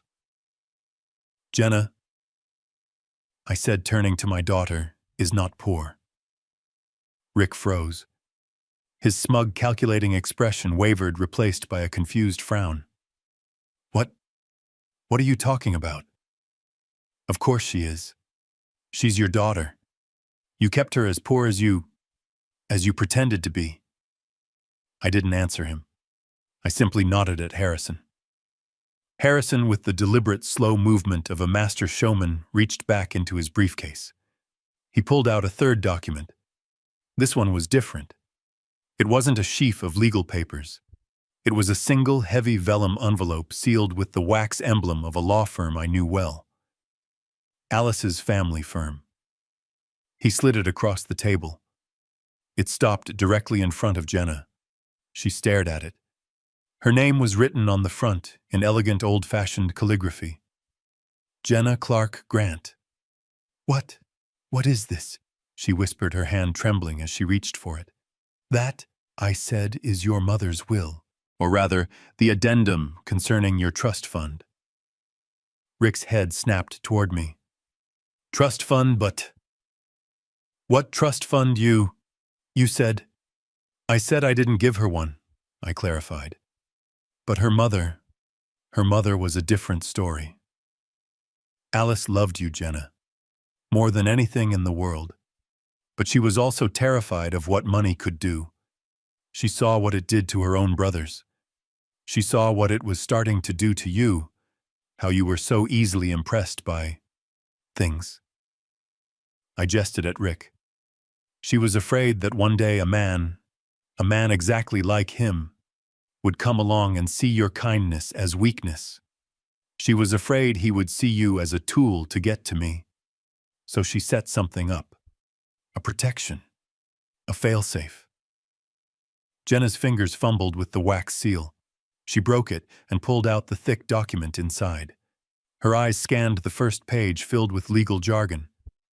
She... Jenna looked up at me, her face utterly blank with shock. I don't understand. On this number. Dad, this number can't be right. Rick was on his feet, leaning over the table, trying to read the paper upside down. What number, how much? Jenna's voice was a barely audible whisper. It says, $10 million. Boom. The words dropped into the silent, mahogany-paneled room like a 1-ton weight. Rick stood bolt upright as if he'd been electrocuted. 10 million? He shrieked, his voice cracking into a high-pitched squeal. $10 million. Jenna just stared at the paper, shaking her head. No, it can't be. Mom, we were simple. She left you $10 million, Jenna, I said, my voice firm. Held in a blind trust, managed by Harrison and her family's firm. It was set to be released to you on your 40th birthday. Rick's entire demeanor changed. The cornered rat was gone. In its place was a jackal that had just stumbled upon a fresh kill. His eyes were wide, gleaming with a manic, unholy light. He looked at Jenna not with hatred, but with a new terrifying, possessive hunger. Jenna, he breathed, his voice thick and syrupy. Baby, did you hear that 10 million? We're rich. Oh my God, baby, we're rich. He started to laugh, a wild, hysterical sound. He rushed around the table, pushing past Harrison's chair. He grabbed Jenna, who was still frozen in her seat, and tried to pull her up into a hug. We did it, baby. We won 10 million. Who cares about this old fool's civil suit? 5 million. That's nothing. We can pay that and still have 5 million left. We, get your hands off me. Jenna whispered, her voice trembling as she tried to push him away. What? Rick said, confused. Baby, it's me. We're rich. That means I'm rich. Oh, Rick, I said, and the sound of my voice made him freeze. You really should learn to read the fine print. You're still making the same mistake. Rick slowly let go of Jenna, his eyes narrowing at me. What?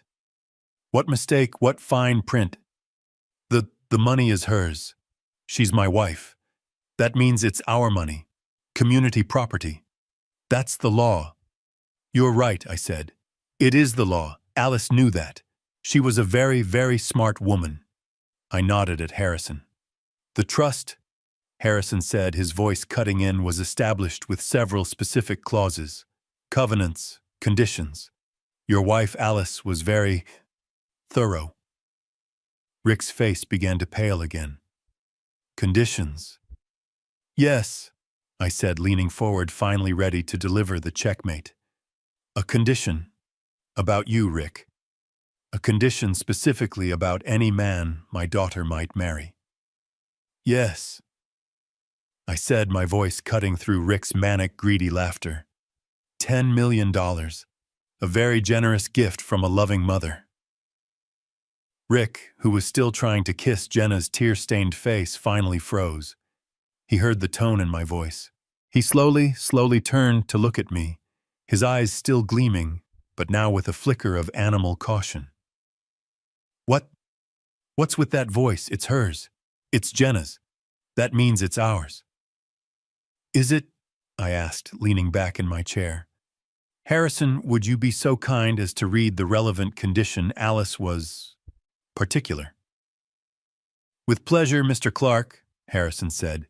He donned a small pair of reading glasses, his expression one of mild academic interest.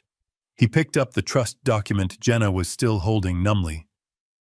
Let's see, Harrison murmured. Ah, yes. Section 4, Conditions of Dispersal. Clause B, a very precisely worded clause. He cleared his throat and began to read, his voice clear and emotionless, each word landing in the silent room like a hammer blow. Clause B. In the event that my daughter Jenna Clark Grant's chosen spouse, Alice hadn't even dignified him with a name, just a title, is found legally guilty or provides a written confession to any act of financial fraud, criminal malfeasance, forgery, or fiscal deception perpetrated against the Clark family estate, its assets, or its primary executor, Vincent Clark. Harrison paused and looked up at Rick over his glasses. Rick had stopped breathing. His face was frozen in a grotesque mask of dawning horror. Harrison continued reading. The trust fund specified herein, in the full principal amount of $10 million, plus all accrued interest, shall be immediately and irrevocably dissolved. The full sum will bypass Jenna Clark Grant entirely and be transferred within 10 business days to the Alice Clark Memorial Charitable Foundation for Battered Women. Jenna let out a small, terrified gasp. Rick didn't move. He stood perfectly still, his eyes locked on the confession I had offered him. The confession that was still lying in the middle of the table waiting for his signature. I watched him. I watched the gears turning in his tiny, greedy mind. I could see the frantic calculations flashing in his eyes. He was trapped, and he knew it. I could practically hear his thoughts, a squeal of a rat in a cage. If I don't sign the confession, he was thinking that I don't confess. But Vincent will press federal charges. Harrison has the proof. I'll be found guilty of fraud. And if I'm found guilty, his eyes flickered to the clause. The trust activates. Jenna loses the 10 million, and I go to prison for 10 years. He visibly paled, swallowing hard. Okay. Option B. I sign the confession. His eyes darted back to the paper. I confess to fraud. Vincent drops the criminal charges just like he said. I don't go to prison. I walk away free. But his gaze snapped back to the will, his face crumbling. The second I sign my name, the second I confess, the clause activates. Jenna still loses the $10 million. He had no way out. He looked at me, his face a mask of pure, unadulterated hatred. He had been played, not just by me, but by a dead woman. He started to laugh. It was not the sound of joy. It was the sound of a man breaking. A wild, high-pitched, hysterical cackle that was half scream, half sob. "You!" he shrieked, pointing a trembling finger at me. "You bastard! You set me up, this whole thing. The confession, the deal, the choice." He kicked the mahogany chair he'd been sitting in.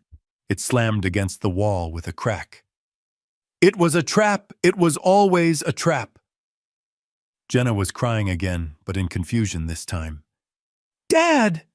What does it mean? I don't—" "It means you get nothing, you stupid!" Rick screamed at her before turning his fury back to me. "You were never going to let her have that money, were you? You just brought me here to torture me, to show me what I'd lost, to ruin me." He was panting, his eyes bulging. This is illegal.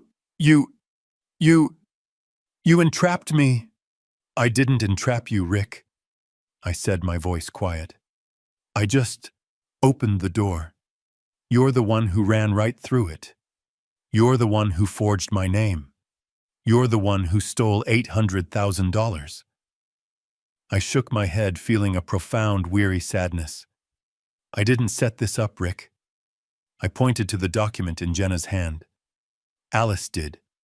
She set this trap for a man exactly like you, 10 years ago, from her hospital bed. She knew you.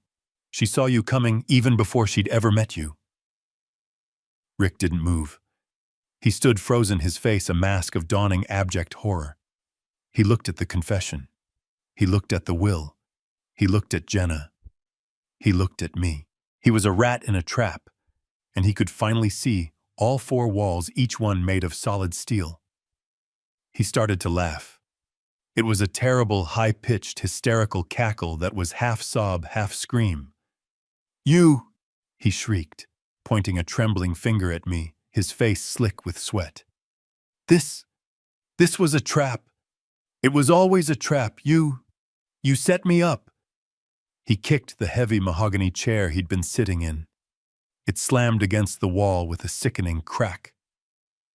"It was never a choice. You were never going to let her have that money, were you? You just brought me here to torture me, to show me what I'd lost, to ruin me." Jenna finally looked up. Her face was a ruin of mascara and terror, but the tears had stopped. She wasn't looking at Rick. She was looking at me, her father, the man she had betrayed. "Dad," she whispered, and the sound of that word, so broken and small, was the only thing that could have pierced my cold resolve. "Dad, you'd do that. You'd let me lose $10 million, just to punish him." She thought I was the one pulling the strings. She thought I was sacrificing her, my own daughter, just to win, just to punish this parasite. I shook my head, my heart aching for her, for this final brutal lesson. "No, darling," I said, my voice softening for the first time in this room. "No, I would never let that happen. She would never let that happen." I looked back at Rick, whose frantic, calculating eyes were darting between me and Jenna. He was still looking for an angle. He still thought he could manipulate her, maybe promise to not confess if she sided with him against me. "You're making the same mistake you've made from the beginning, Rick," I said. "You're so focused on the con, so desperate for the lie, that you're not reading the truth." I turned my gaze to Harrison, who had been watching the entire exchange with the placid interest of a chess master observing a novice blunder. "You forgot to read the rest of the clause, Harrison. The final part." Harrison, who had been waiting for his cue, smiled. It was a small, precise, and utterly devastating smile. He reached over and gently took the trust document from Jenna's trembling fingers. "My apologies," he said, his voice smooth and professional. "It's an easy oversight. Section 4 Clause B is quite dramatic, but it's really just the setup for Section 4 Clause C." He adjusted his small reading glasses. Rick froze his mouth half open. "Clause C." Harrison read, his voice projecting perfectly in the dead silent room.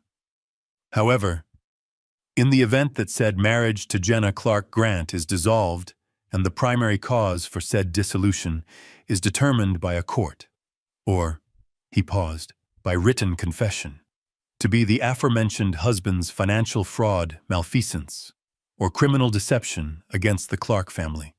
Rick's knees audibly buckled. He grabbed the edge of the table to keep himself upright. "Then," Harrison continued, his voice rising just a fraction, "the full principal of the $10 million trust plus all accrued interest shall not be dissolved. Instead, it is to be released and dispersed in its entirety immediately and directly to my daughter, Jenna Clark Grant, as financial compensation for her pain suffering and the dissolution of her marriage due to said fraudulent acts." Harrison finished reading. He carefully placed the document back on the table. Checkmate. Rick didn't yell. He didn't scream. He made a sound. A low guttural gasp, as all the air, all the fight, all the venom rushed out of him at once. He collapsed. He didn't faint, but his legs simply gave out, and he crumpled into the expensive leather chair he had kicked just moments before. He stared at the confession. He stared at the will. Alice hadn't just set a trap. She had built a perfect, inescapable diamond-tipped cage. He was checkmated by a ghost. Let's review his options. Option 1. He does not sign the confession. I press federal criminal charges. Harrison's file, a mountain of evidence, ensures he is found guilty. Because he is found guilty of fraud, Clause C activates. Jenna gets the $10 million immediately, and he goes to federal prison for 10, maybe 15 years, while Tony G's associates wait for him on the outside. Option 2. He does sign the confession. He confesses to the fraud. Clause C activates. Jenna gets the $10 million immediately. I, as per our deal, do not press criminal charges. I pay off his gambling debt. He walks out of this room a free man, with absolutely nothing. No wife, no money, no future. Just the $5 million civil suit that will haunt him for the rest of his life. He had no move. His only choice was how he lost, in a cell or on the street. He looked at Jenna, who was staring at the paper, then at me, her eyes wide, processing the sheer, brilliant, protective genius of her mother. Rick had lost. He had lost the $800,000.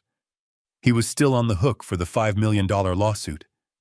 And he had, just with his own actions, personally unlocked a $10 million fortune for the woman he had tried to abandon. He was in every conceivable way ruined. Slowly, his entire body shaking with a palsied, rattling tremor, Rick reached across the vast, polished table. His hand, the one that had forged my name, was trembling so violently he could barely grasp the heavy gold-plated pen Harrison had placed there. He didn't look at me.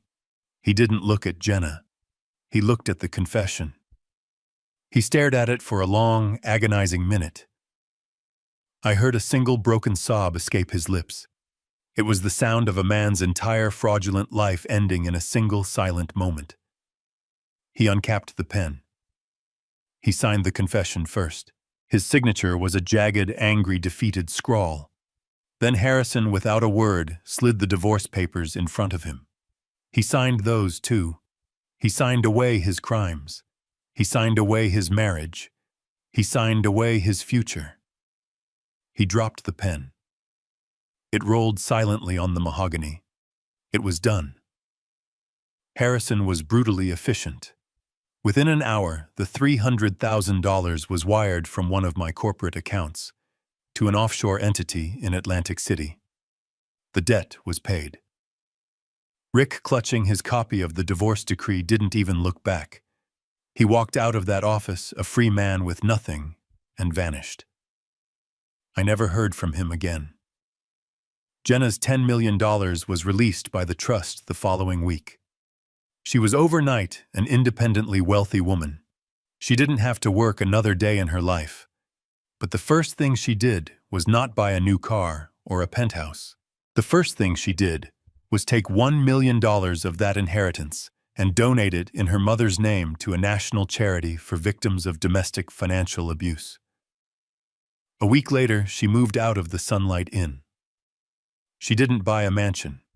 She found a small, simple one-bedroom apartment just a few blocks away from my house. We started having dinner every Sunday, just like we used to when she was a girl. We didn't talk about the money.